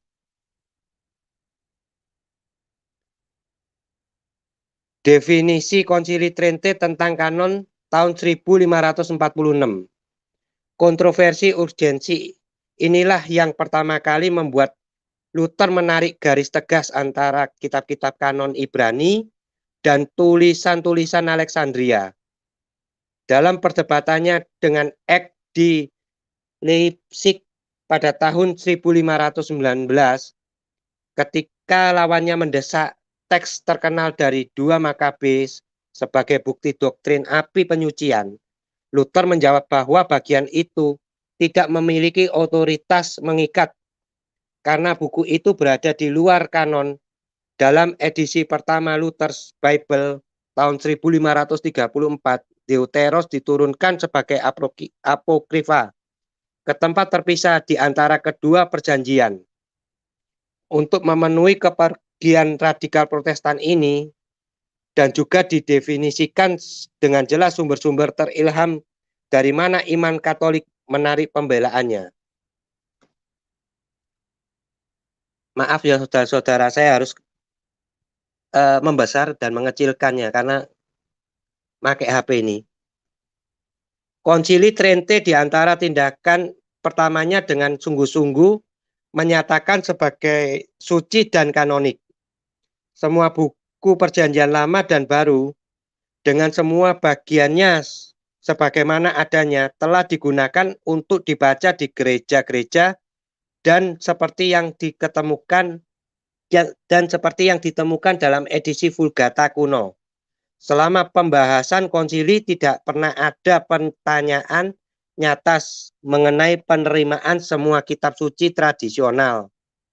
Tidak juga, dan ini luar biasa, dalam prosesnya tidak ada keraguan serius tentang kanonisitas tulisan-tulisan yang disengketakan. Dalam pikiran Tridentin, para bapa mereka sebenarnya telah dikanonisasi.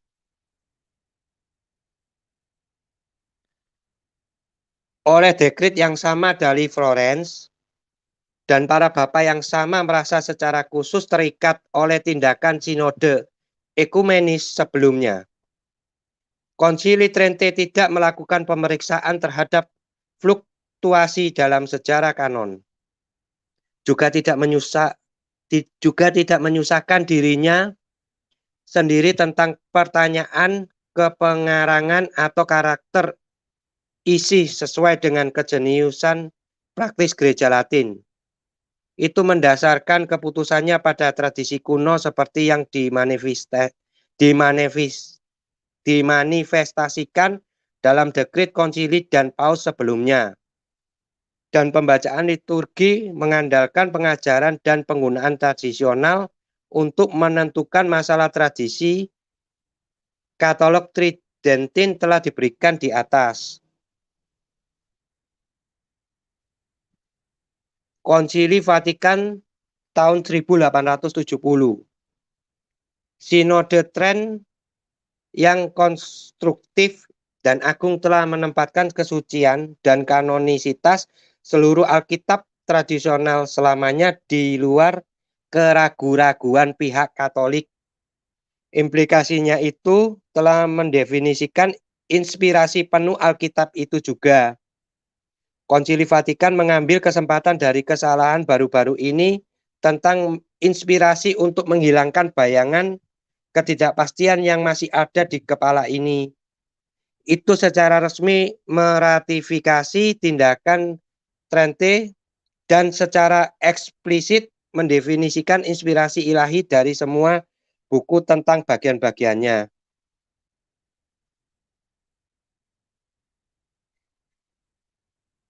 Oke, saya lanjutkan, kasih kasihan saya lanjut.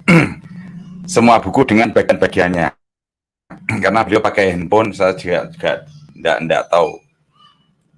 Biasanya kemarin lancar, mungkin ini ngeditnya tulisan saya dan juga ngeditnya Om Ngaspor terlalu kecil ya. Oke, enggak apa-apa Om, saya lanjut Om. Kanon Perjanjian Lama di luar gereja. Oke. Di antara Ortodoks Timur, Gereja Ortodoks Yunani mempertahankan kanon kunonya dalam praktek maupun teori sampai saat ini, ketika di bawah pengaruh dominan cabangnya di Rusia. Ia mengubah sikapnya terhadap kitab suci Deuterokanonika. Penolakan buku-buku ini oleh para teolog dan otoritas Rusia adalah kesalahan yang dimulai pada awal abad ke-18. Kaum monofisit, Nestorian, Yakobit, Armenia, dan Koptik, meskipun tidak terlalu peduli dengan kanon, mengakui katalog lengkap dan beberapa apokrif di samping. Di kalangan Protestan, gereja-gereja Protestan terus mengecualikan tulisan-tulisan Deutero dari kanon mereka, mengklasifikasikannya sebagai apokrifa. Presbyterian dan Calvinis pada umumnya, terutama sejak terutama sejak Sinode Westminster tahun 1648, telah menjadi musuh yang paling tidak kenal kompromi dari pengakuan apapun.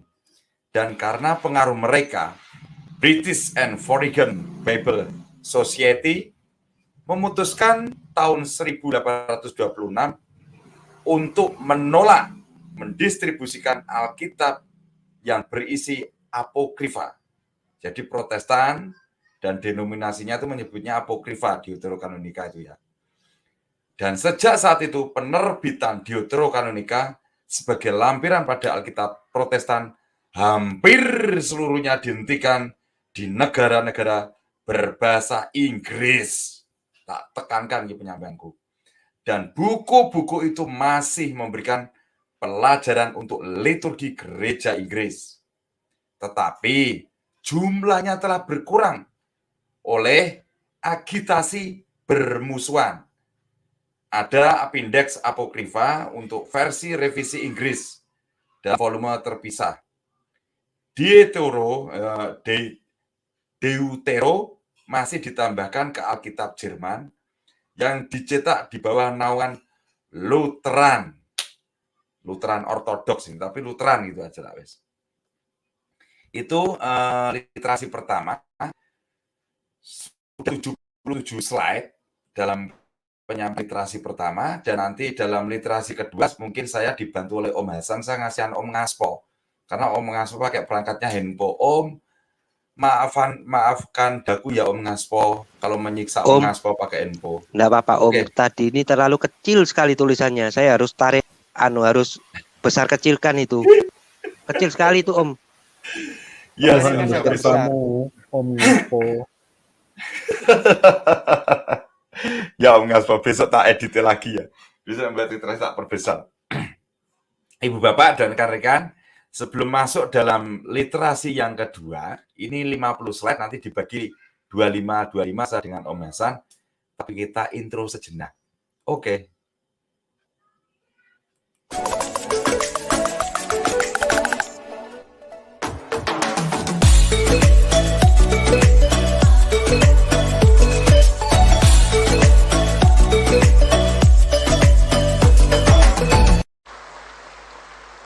Hierarki itu betul-betul yang dulunya dibuang-buang, disingkirkan, ditendang-tendang, tapi sekarang pada cari hierarki. Kita sekarang yang sudah menjalankan hierarki baik sekali, harusnya itu.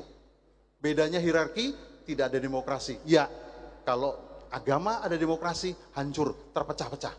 Maka sekarang kita mengakui sungguh hierarki dari paus, para uskup, kardinal, lalu juga kepada kita semua harus bekerja sama. Saya berharap juga di Keuskupan Purwokerto ini, yuk kita bersatu, berjuang bersama dengan pemerintah.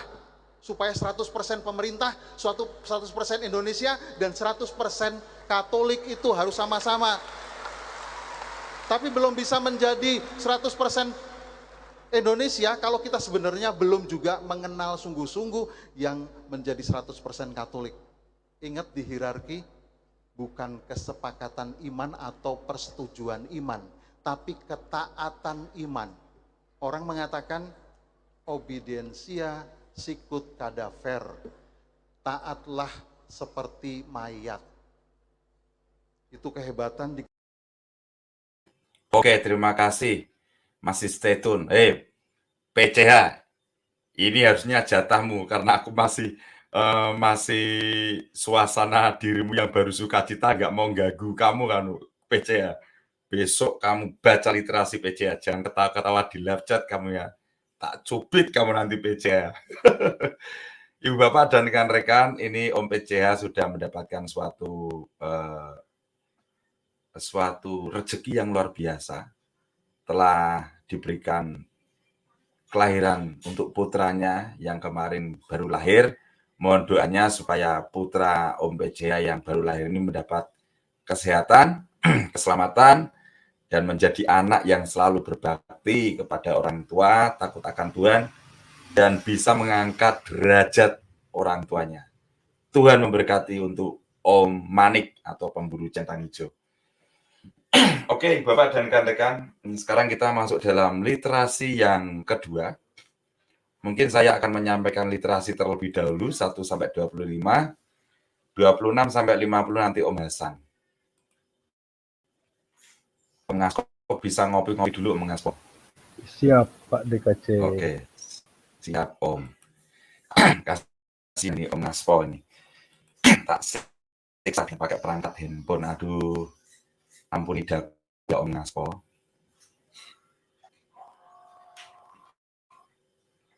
Yuk, mari kita gaspol. Sudah nampak di layar.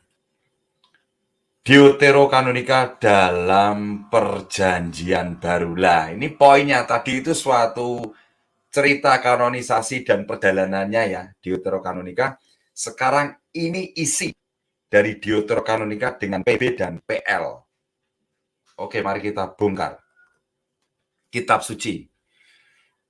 Di Matius 2 ayat 16, keputusan Herodes untuk membunuh anak-anak yang tidak bersalah dinubuatkan dalam kebijaksanaan Salomo 11 ayat 7, yaitu membunuh orang-orang kudus yang tidak bersalah. Matius 6 ayat 19 sampai 20, pernyataan Yesus tentang mengumpulkan harta surga mengikuti Sirak 29 ayat 11, kumpulkan hartamu. Sama kan? Matius 7 ayat 12, aturan emas Yesus lakukan kepada orang lain adalah kebalikan dari Tobit 4 ayat 15. Apa yang Anda benci, jangan lakukan pada orang lain. Keren ya? Matius 7 ayat 16 dan ayat 20. Pernyataan Yesus, dari buahnya lah kamu akan mengenal mereka. Mengikuti Sirak 27 ayat 6, buah mengungkapkan budidaya. Matius 9 ayat 36, orang-orang seperti domba tanpa gembala. Sama dengan Yudit 11 ayat 19. Domba tanpa gembala. Dicek dong. Matius 11 ayat 25. Deskripsi Yesus, Tuhan atas langit dan bumi, sama dengan Tobit 7 ayat 18. Tuhan atas langit dan bumi, coy. Matius 12 ayat 42. Yesus mengacu pada hikmat Salomo yang dicatat dan dijadikan bagian dari kitab-kitab Deuterokanonika. Oke, Matius 16 ayat 18. Referensi Yesus pada kuasa maut dan gerbang Hades merujuk pada kebijaksanaan 16 ayat 13. Matius 22 ayat 25, Markus 12 ayat 20, serta Lukas 20 ayat 29, penulis Injil mengacu pada kanonisitas. Tobit 3 ayat 8 dan Tobit 7 ayat 11 mengenai 7 bersaudara. Oke. Matius 24 ayat 15, penghujatan yang menghancurkan yang Yesus maksudkan juga diambil dari 1 Makabe 1 ayat 54 dan 2 Makabe 8 ayat 17. Matius 24 ayat 6 ayat 16, biarkan mereka yang melarikan diri ke pegunungan, diambil dari 1 Makabe 2 ayat 28. Lanjut Matius 27 ayat 43, jika dia adalah anak Allah, biarlah Allah membebaskan dia dari musuhnya. Biarkanlah Allah membebaskan dia dari musuh-musuhnya. Berikut kebijaksanaan 2 ayat 18. Selanjutnya Markus 4 ayat 5, Markus 16 ayat 17. Deskripsi Yesus tentang benih yang jatuh di tanah berbatu dan tidak berakar, mengikuti Sirak 40 ayat 15. Dan Markus 9 ayat 14, deskripsi neraka di mana ulatnya tidak mati dan apinya tidak padam, referensi dari Yudit 16 ayat 17. Lukas 1 ayat 42, pernyataan Elizabeth tentang berkat Maria di atas semua wanita, mengikuti pernyataan Usia dalam Yudi 13 ayat 18. Lukas 1 ayat 52, pembesar Maria yang berbicara kepada yang perkasa, yang jatuh dari tata mereka, dan digantikan oleh yang hina, mengikuti Sirak 10 ayat 14. Lukas 2 ayat 29, pernyataan Simeon bahwa dia siap mati setelah melihat kanak-kanak Yesus, mengikuti Tobit 11 ayat 9. Lukas 13 ayat 29, gambaran Tuhan tentang manusia yang datang dari timur dan barat untuk bersukacita dalam Allah, mengikuti Baruk 4 ayat 37. Lukas 21 ayat 24. Penggunaan kata jatuh di ujung pedang oleh Yesus mengikuti Sirak 28 ayat 18. Lukas 24 ayat 4 dan Kisah 1 ayat 10, deskripsi Lukas tentang dua pria dalam pakaian yang mempesona mengingatkan kita pada 2 Makabe 3 ayat 26. Yohanes 1 ayat 3, segala sesuatu dijadikan melalui dia, firman, mengikuti kebijaksanaan 9 ayat 1. Yohanes 3 ayat 13, yang telah naik ke surga tetapi dia yang turun dari surga, merujuk pada Baruk 3 ayat 29. Yohanes 4 ayat 48, Kisah Para Rasul 5 ayat 12, Kisah Para Rasul 15 ayat 12, dan 2 Korintus bab 12 ayat 12, penggunaan tanda dan keajaiban oleh Yesus, Lukas dan Paulus, mengikuti kebijaksanaan 8 ayat 8. Yohanes 5 ayat 18. Yesus mengklaim bahwa Allah adalah Bapanya, mengikuti kebijaksanaan 2 ayat 16. Yohanes bab 6 ayat 35 sampai 59.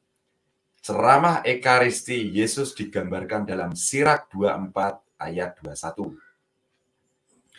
Yohanes 10 ayat 22, identifikasi hari raya penabisan diambil dari 1 Makabe 4 ayat 59. Yohanes 10 ayat 36, Yesus menerima ilham Makabe ketika dia menganalogikan pentabisan Hanukah dengan pentabisannya sendiri kepada Bapa dalam 1 Makabe 4 ayat 36. Yohanes 15 ayat 6, ranting yang tidak berbuah dan ditebang, mengikuti kebijaksanaan 4 ayat 5 di mana ranting dipatahkan. Kisah 1 ayat 15, referensi Lukas pada 120 mungkin merujuk pada 1 Makabe 3 ayat 55. Pemimpin puluhan atau pemulihan 12. Kisah Para Rasul 10:34, Roma 2 ayat 11, Galatia 2 ayat 6, pernyataan Petrus dan Paulus bahwa Tuhan tidak menunjukkan keberpihakan merujuk pada Sirak 35 ayat 12. Kisah Para Rasul 17 ayat 29, gambaran tentang dewa-dewa palsu seperti emas dan perak yang dibuat oleh manusia, mengikuti kebijaksanaan 13 ayat 10. Roma 1 ayat 18-25, ajaran Paulus tentang pengetahuan Sang Pencipta dan ketidaktahuan, serta dosa penyembahan berhala, mengikuti kebijaksanaan 13 ayat 1-10. Roma 1 ayat 20, secara khusus keberadaan Tuhan yang nyata di alam mengikuti kebijaksanaan Salomo ayat 13 ayat 1. Roma 1 ayat 23, dosa menyembah manusia fana, burung, binatang, dan reptil mengikuti kebijaksanaan Salomo 11 ayat 15, kebijaksanaan Salomo 12 ayat 24 ayat 27, kebijaksanaan Salomo 13 ayat 10, kebijaksanaan Salomo 14 ayat 8. Itu tipologinya ya. Roma 1 ayat 24 sampai 27. Penyembahan berhala ini menghasilkan semua jenis penyimpangan seksual yang mengikuti Ibrani 14 ayat 12, ayat 24 dan ayat 27. Bis itu Ibrani ya. Roma 4 ayat 17. Abraham adalah bapak dari banyak bangsa, mengikuti kepada Sirak 44 ayat 19. Roma 5 ayat 12. Deskripsi kematian dan dosa yang masuk dunia mirip dengan kebijaksanaan 2 ayat 24. Roma 9 ayat 21. Penggunaan tembikar dan tanah liat membuat dua jenis bejana mengikuti kebijaksanaan 15 ayat 7. 1 Korintus 2 ayat 16, pernyataan Paulus. Siapakah yang mengetahui pikiran Tuhan? Referensinya kebijaksanaan 9 ayat 13. 1 Korintus bab 6 ayat 12 sampai 13. 1 Korintus 10 ayat 23 sampai 26. Memperingatkan bahwa meskipun segala sesuatunya baik, waspadalah terhadap kerasukan. Itu merujuk mengikuti kepada Sirak 36 ayat 18 dan Sirak 37 ayat 28 sampai 30. Lanjut ke 1 Korintus 8 ayat 5 sampai 6. Paulus mengakui banyak Allah, tetapi satu Tuhan. Mengikuti atau merujuk kepada kebijaksanaan 13 ayat 3. 1 Korintus bab 10 ayat 1. Deskripsi Paulus tentang nenek moyang kita berada di bawah awan, melewati laut. Itu mengacu pada kebijaksanaan 9 ayat 7. 1 Korintus bab 10 ayat 20. Pengorbanan kafir, apa yang mereka persembahkan kepada setan dan bukan kepada Tuhan, merujuk atau mengacu pada Baruk bab 4 ayat 7.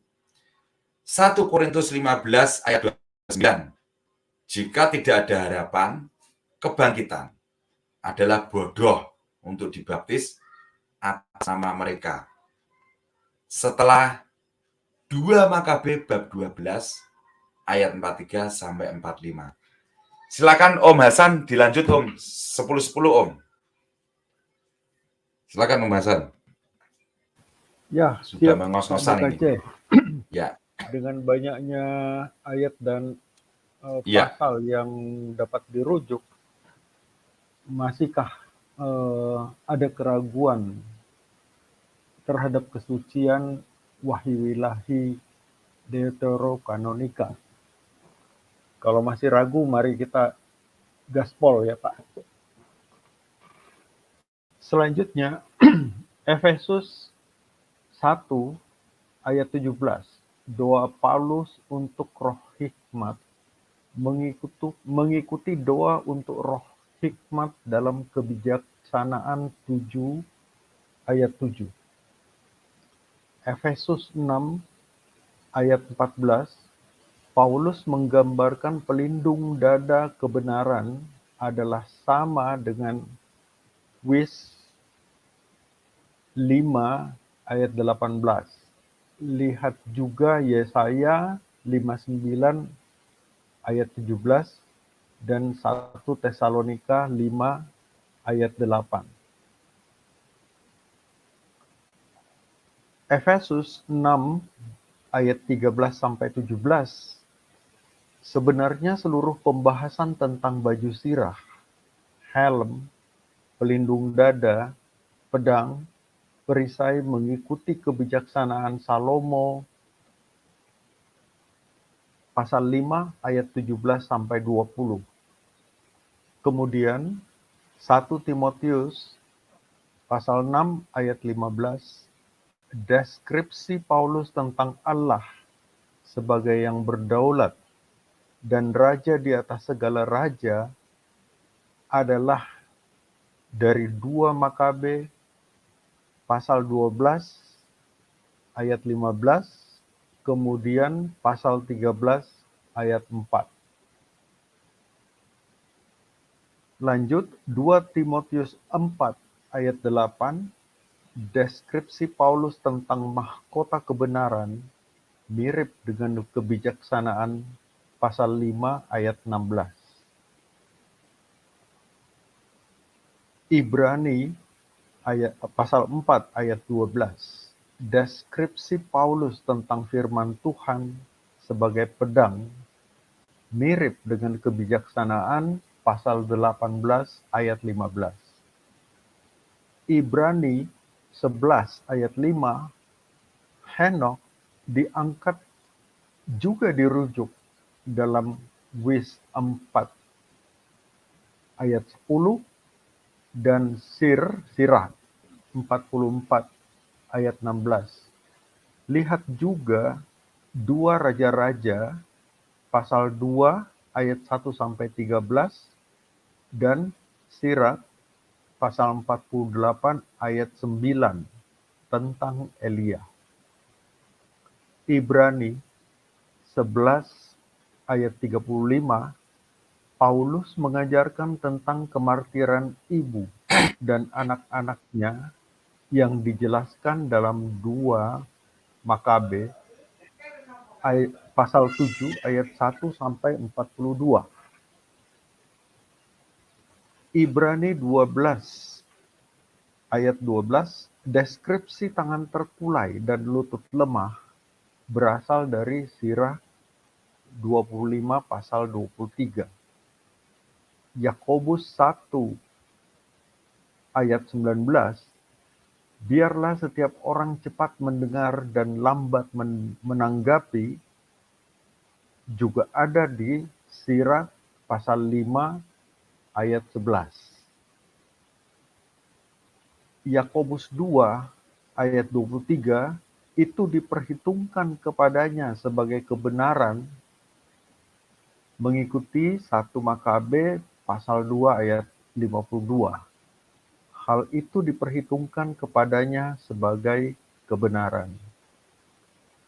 Yakobus 3 ayat 13. Perintah Yakobus untuk melakukan pekerjaan dengan lemah lembut juga ada dalam Sirah pasal 3 ayat 17. Yakobus pasal 5 ayat 3 menggambarkan perak yang berkarat dan menimbun harta mengikuti Sirah pasal 29 ayat 10 sampai 11. Yakobus 5 ayat 6 mengutuk dan membunuh orang benar mengikuti kebijaksanaan pasal 2 ayat 10 sampai 20. 1 Petrus pasal 1 ayat 6 sampai 7. Petrus mengajarkan tentang menguji iman dengan api penyucian, seperti yang dijelaskan dalam kebijaksanaan pasal 3 ayat 5 sampai 6 dan juga Sirah pasal 2 ayat 5. 1 Petrus pasal 1 ayat 17. Allah menghakimi setiap orang menurut perbuatannya mengacu pada Sirah 16 pasal ayat 12. Allah menghakimi manusia menurut perbuatannya. 2 Petrus pasal 2 ayat 7, penyelamatan orang benar oleh Tuhan atau Lot juga dijelaskan dalam kebijaksanaan pasal 10 ayat 6. Kemudian Wahyu 1 ayat 4. 7 roh yang ada di hadapan tahtanya diambil dari Tobit pasal 12 ayat 15. Rafael adalah salah satu dari 7 malaikat suci yang mempersembahkan doa orang-orang kudus di hadapan yang kudus. Kemudian Om, sebentar. Ya. Om, sebentar. Ini keren. Wahyu bab 1 atau pasal 1 ayat 4 yang tertulis 7 roh yang ada di hadapan. Tatanya diambil dari Tobit bab 12 atau pasal 12 ayat 15. Yang tertulis Rafael adalah salah satu dari 7 malaikat suci yang mempersembahkan doa orang-orang kudus. Doa orang-orang kudus, Bapak Esra Soru. Anda nggak ada di sini tipologinya Pak Esra Soru. Anda nggak ada kitab Deuterokanonika. Buntung Anda. Ini tipologi antara Wahyu, PB dengan Deuterokanonika di Tobit ini tipologi Pak Esra Soru. Jelas di Tobit 12 ayat 15, Rafael itu salah satu 7 malaikat yang suci loh. Dan mempersembahkan doa orang-orang kudus di hadapan yang kudus siapa? Di hadapan Tuhan. Coba dong Pak Esra Soru, kalau sola scriptura, kok malah sola scripturanya sebenarnya orang Katolik. Anda sola scriptura tapi comot-mencomot. Memperkosa ayat demi ayat. Kontradiksi nanti Pak Esra Soru. Gitu ya Pak Esra Soru ya. Coba nanti saya tampilkan video untuk membuka cakrawala Anda Pak Esra Soru. Lanjut Om. Mohon maaf saya potong, lanjut. Ya, dan beruntunglah kita yang memiliki Deuterokanonika, karena dengan pasal ini kita mengenal satu lagi nama malaikat, yaitu malaikat Rafael. Keren. Selanjutnya, Wahyu 1 ayat 18, kemudian Matius 16 ayat 18. Kekuatan kehidupan atas kematian dan gerbang Hades mengikuti kebijaksanaan pasal 16 ayat 13. Wahyu pasal 2 ayat 12, referensi ke pedang bermata dua mirip dengan deskripsi firman Tuhan dalam kebijaksanaan 18 ayat 16. Selanjutnya, Wahyu mungkin Om Hasan agak diperbesar sedikit Om suaranya Om. Banyak teman-teman keluarga DKC yang kurang mendengar suaranya Om Hasan sangat lembut dan silakan Om, agak diperbesar Om. Monggo Om. Ya. Baik. Selanjutnya, Wahyu pasal 5 ayat 7. Tuhan digambarkan duduk di atas tahtanya. Dan ini adalah deskripsi yang sama yang digunakan dalam Sirak pasal 1 ayat 8. Selanjutnya, Wahyu pasal 8 ayat 3-4. Doa orang-orang kudus yang dipersembahkan kepada Allah melalui tangan seorang malaikat mengikuti Tobit pasal 12 ayat 12 dan ayat 15. Stop, ulangi Om. Untuk lanjut Om, keraskan ya. Om, untuk Esra Soru Om, keraskan, silakan Om. Yes, dan ini kembali untuk Pak Esra Soru yang memutuskan hubungan dunia dan surga hanya karena kematian badan. Mungkin selanjutnya silahkan ditambah Pak DKC. Iya, gini Om Hasan, Pak Esra Soru, yang mati yang ditinggalkan tuh badan, tubuhnya, rohnya itu kekal Pak Esra Soru. Di Wahyu 8 ayat 3-4 tertulis orang-orang kudus yang dipersembahkan kepada Allah melalui tangan seorang malaikat, dan itu juga merujuk pada Tobit 12 ayat 12 dan juga ayat 15. Pak Esra Soru, belajarlah yang benar. Tanyalah kepada orang Katolik kalau Anda tidak tahu Pak Esra Soru. Ini yang menjadi kebingungan jemaat Anda nanti Pak Esra Soru. Gitu loh.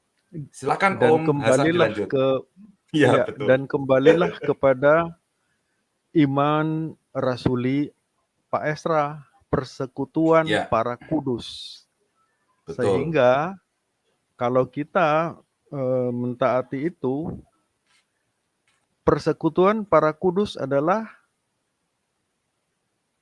di surga dan untuk di bumi.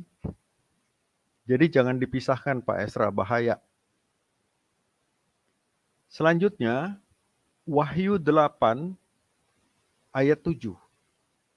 Hujan es dan api ke bumi mengikuti kebijaksanaan pasal 16 ayat 22 dan Sirak 39 ayat 29. Selanjutnya, Wahyu pasal 9 ayat 3. Hujan belalang di bumi mengikuti kebijaksanaan pasal 16 ayat 9. Selanjutnya, Wahyu pasal 11 ayat 19. Penglihatan tabut perjanjian, ini Ibu Maria loh, dalam awan kemuliaan dinubuatkan dalam 2 Makabe pasal 2 ayat 7. Nah, Om, tabut perjanjian, Om. Bunda Maria sebelum semua dijadikan sudah suci, Om. Sudah menjadi suatu istilahnya banyak rancang bangun Tuhan. Sudah dipersiapkan sejak awal oleh Tuhan sendiri. Itu juga tertipologi di 2 Makabe 2 ayat 7. Tipologinya dengan Wahyu 11 ayat 19. Penglihatan tabut perjanjian. Saudara-saudara, teman-teman Protestan. Siapa itu Maria? Dalam suatu awan kemuliaannya.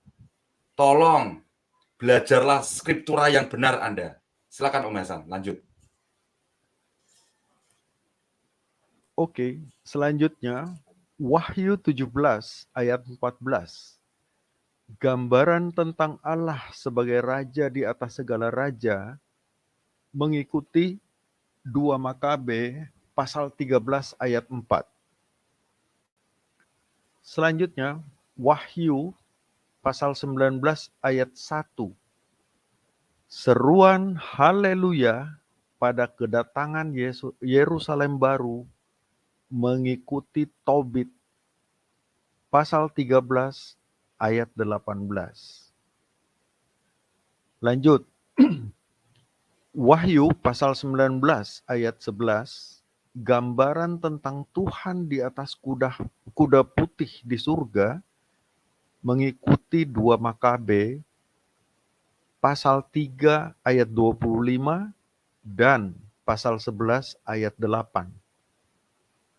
Wahyu 19 ayat 16, gambaran tentang Tuhan kita sebagai raja di atas segala raja diambil dari 2 Makabe 13 ayat 4.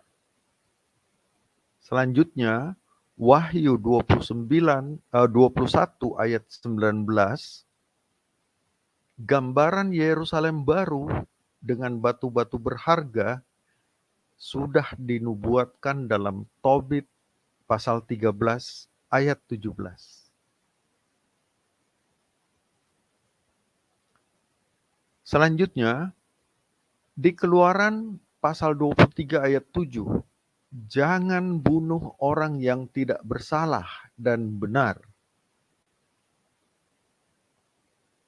Daniel pasal 13 ayat 53, jangan membunuh orang yang tidak bersalah dan benar. Selanjutnya, 1 Samuel 28 pasal 7 sampai 20. Mediasi syafaat dari almarhum Samuel untuk Saul mengikuti Sirah 46 sampai 20. Ini mencolek Pak Esra lagi. Begitu ya Pak DKC? Betul Om, Oke, betul banget. selanjutnya. Ya, mantap. Lanjut. Selanjutnya, 2 Raja-Raja pasal 2 ayat 1 sampai 13. Elia diangkat ke surga mengikuti Sirah 48 ayat 9. Kemudian 2 Timotius 3 ayat 16. Kitab suci yang diilhami yang dirujuk oleh Paulus mencakup teks-teks deuterokanonika yang dihilangkan oleh orang-orang Protestan. Buku Baruk, Tobit, Makabe, Yudit, Sirak, Kebijaksanaan, dan bagian dari Daniel dan Esther. Semuanya termasuk dalam Septuaginta yang digunakan Yesus dan para rasul. Sirah dan 2 Makabe, beberapa orang Protestan berpendapat bahwa buku-buku ini tidak diilhami karena para penulisnya mengungkapkan ketidakpastian tentang kemampuan mereka. Kemampuan apa yang dimaksud nih? Tetapi para penulis suci seringkali rendah hati dengan tentang tulisan-tulisan mereka yang diilhami secara ilahi. Lihat, misalnya 1 Korintus pasal 7 ayat 40. Paulus berkata bahwa dia mengira bahwa dia memiliki Roh Allah. Nah, stop. Silakan, Pak. Paulus berkata bahwa dia mengira bahwa dia memiliki Roh Allah. Maaf, Katolik tidak semudah untuk mengambil suatu keputusan bahwa itu si DKC betul-betul diputuskan oleh gereja Katolik bisa naik turun surga dan DKC mendapatkan suatu Roh Allah. Tidak mudah seperti itu. Enggak. Kesaksian-kesaksian seperti itu belum masuk kategori. Bahkan penampakan Bunda Maria di Lourdes saja cukup waktu yang sangat lama. Tetapi di luar Kristen Katolik sangat gampang banget. Saya sudah naik surga. Saya jalan-jalan ke neraka untuk melihat orang Katolik disiksa karena tidak ada perpuluhan. Saya melihat orang Katolik dibuka mulutnya, dikasih racun, dikasih bara oleh malaikat-malaikat penyiksa. Karena perpuluhannya terhambat. Itu tidak seperti itu. Siapa kemarin yang Sarah Exen itu? Luga Tambunan. Luga, apakah Anda benar-benar memiliki Roh Allah? Apakah betul itu suatu merpati kudus? Ternyata diteropong malah burung sawah. Nek basa Jone manuk emprit. Aduh, jangan dong. Nggak mudah seperti itu. Lanjut, Om. Iya, Poin terakhir, Om. Begitu juga dengan Pak Esra kemarin yang dengan gampang mengatakan bahwa semua pengikut Kristus sudah kudus. Jadi dia sudah kudus. Sementara dengan penuh kerendahan hati, saya mengatakan, saya mengira saya belum cukup kudus. Makanya saya selalu mengaku dosa. Jadi Pak Esra, sadarlah bahwa kecenderungan berdosa kita itu membuat pada saat kita hidup, kita belum pasti jadi kudus. Begitu ya Pak DKC? Sekali, mantap. Lanjut, Om. Ya.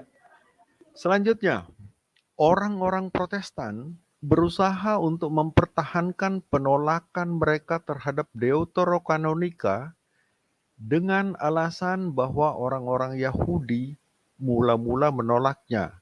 Nah, Yahudi yang mana dulu nih? Kalau Helenis kan mereka yang buat.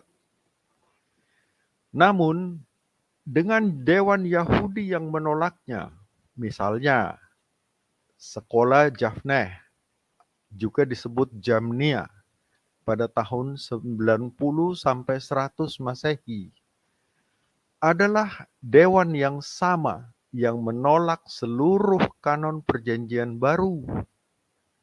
Jadi orang Protestan yang menolak Alkitab Katolik mengikuti seorang Yahudi dewan yang menolak Kristus dan wahyu Perjanjian Baru. Wah, ini sama dengan Antikristus. Seharusnya orang Protestan nggak punya kitab suci. perjanjian Nah. baru sekalipun. Iya. Jelaskan Om. Bentar. Ya, silakan Om Om. Naspo, silakan. Ya. Tadi dijelaskan bahwa kitab Deuterokanonika kan dipakai oleh Yesus dan para rasul ya. Yes, betul. Dengan Ya. otoritas, dengan gampangnya Martin Luther mengambil keputusan. Saya mau tanya juga untuk supaya yang di sini juga berpikir, memberi gambaran. Martin Luther seakan-akan otoritasnya lebih besar daripada Yesus. Kalau dilihat dari sini, coba berpikiran lebih jernih. Coba di dalam hati kalian pikir, apakah memang Martin Luther otoritasnya lebih besar dari Yesus? Kok sampai menerima apa yang Yesus ajarkan? Dan itu jelas di dalam Alkitab juga ada kok. Akan ada antikris dan guru-guru palsu. Saya pastinya Martin Luther ya juga salah satu guru palsu ini. Ya. Jelas ada kok itu. Prasoro pun dengan sangat angkuhnya, saya tidak mengatakan itu otoritatif, tapi angkuh dengan memisahkan surga dan bumi. Itu contohnya.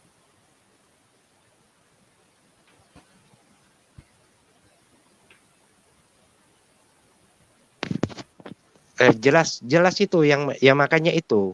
Kenapa kok melebihi otoritas dari Tuhan Yesus? Kalau mereka merasa Martin Luther atau apapun lebih, ngapain kok dia mengakui Tuhan Yesus? Saya jadi bingung kok, otaknya di mana ini?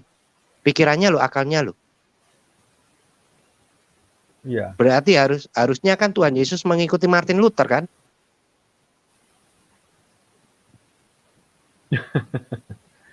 Mari Kan kita jadi gini doakan pikirannya. saudara-saudara kita untuk mendapatkan kerendahan hati, Pak Naspo. Iya. Lanjut. Om DKC. Pak DKC.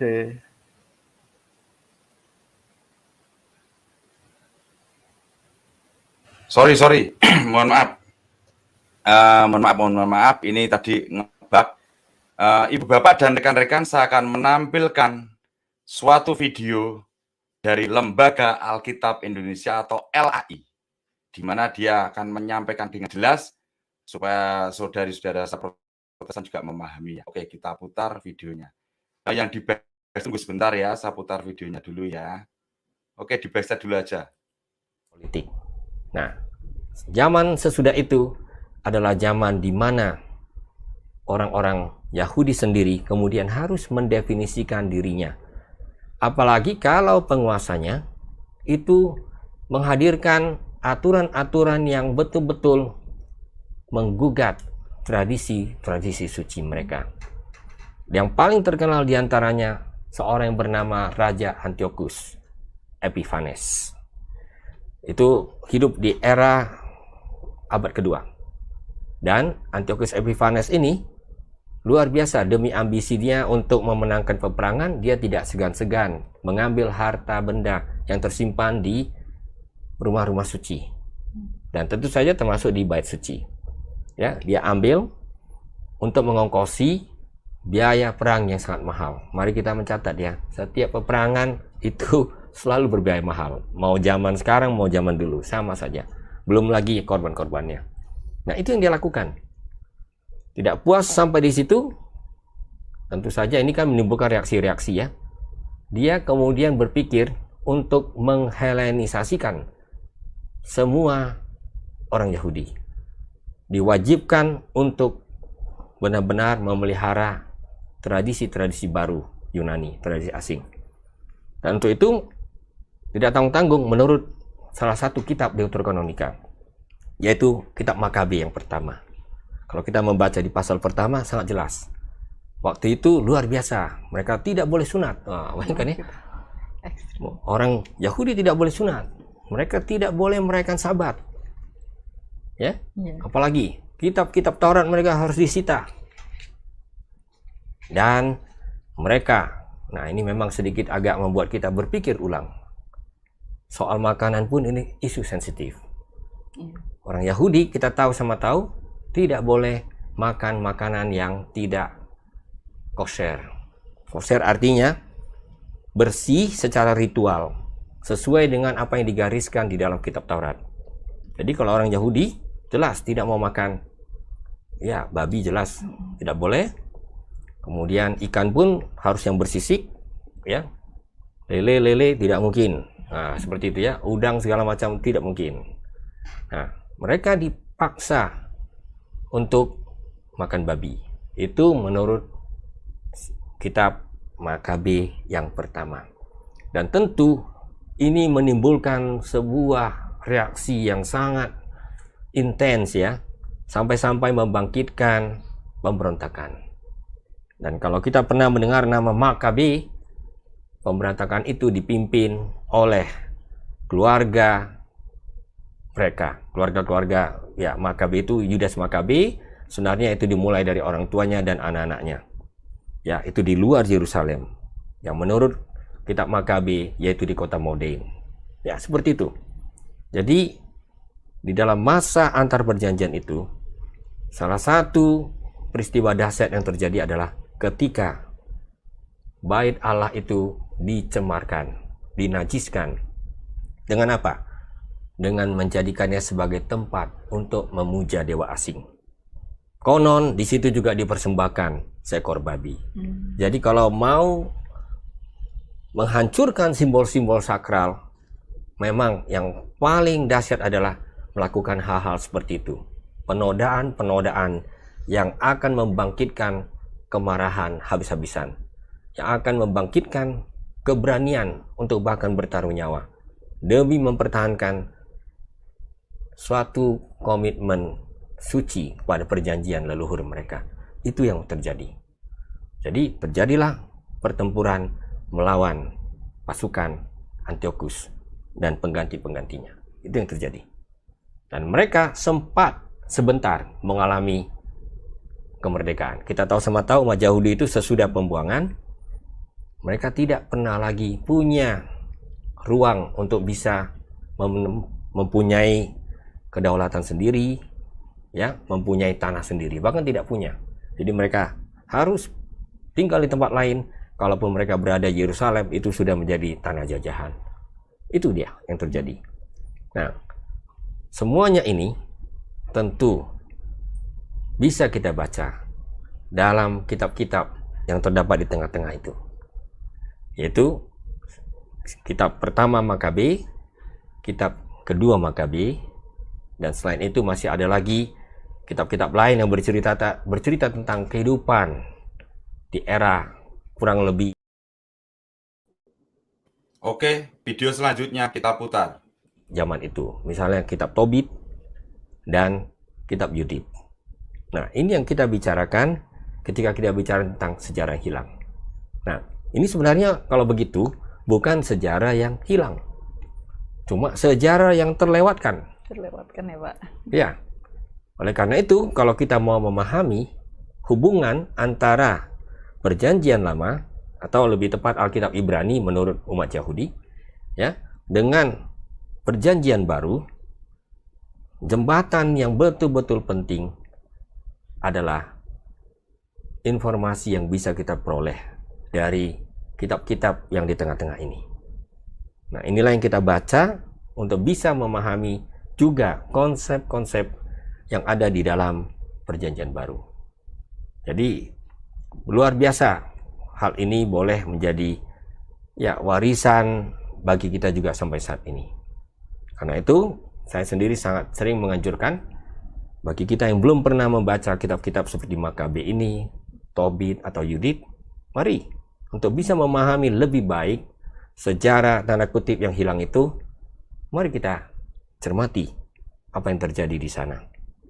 Misalnya kalau saya bicara tentang Paulus, kita ingat ya di surat Roma, Paulus bagian pertama mengatakan murka Allah akan dinyatakan, ya kan, kepada orang-orang yang sebenarnya tahu Tuhan yang sebenarnya, tetapi malah yang terjadi adalah mereka jadinya menyembah berhala. Nah, kan gitu.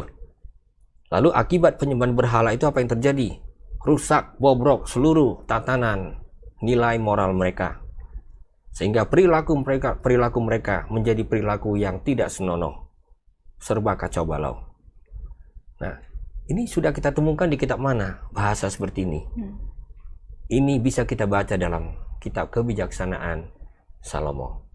Sehingga kita bisa mengerti seorang Rasul Paulus yang terdidik di sekolah Rabi Gamaliel, ya, dia mendapat pendidikan rabi, tentu dia juga membaca tulisan-tulisan seperti ini. Sehingga kalau kita mengetahui kitab-kitab tadi, sejarah yang tanda kutip hilang itu, kita menemukan kembali jembatan yang menolong kita untuk memahami ada kontinuitas di balik abad-abad tersebut.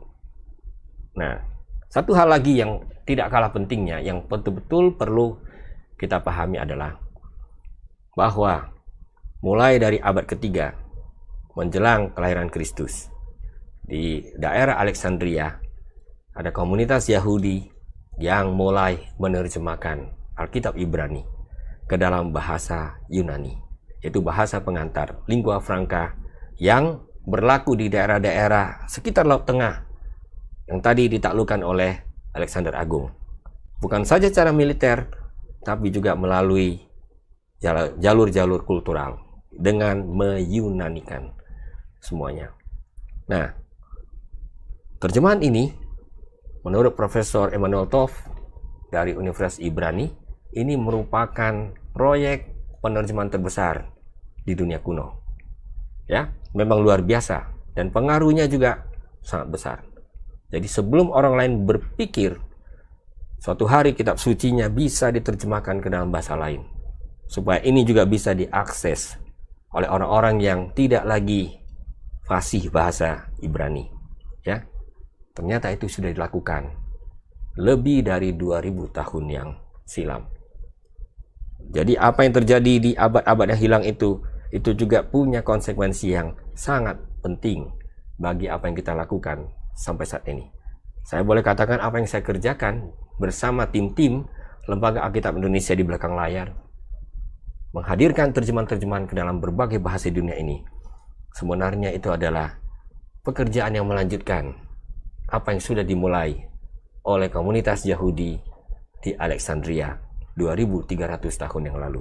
Luar biasa. Iya, Pak.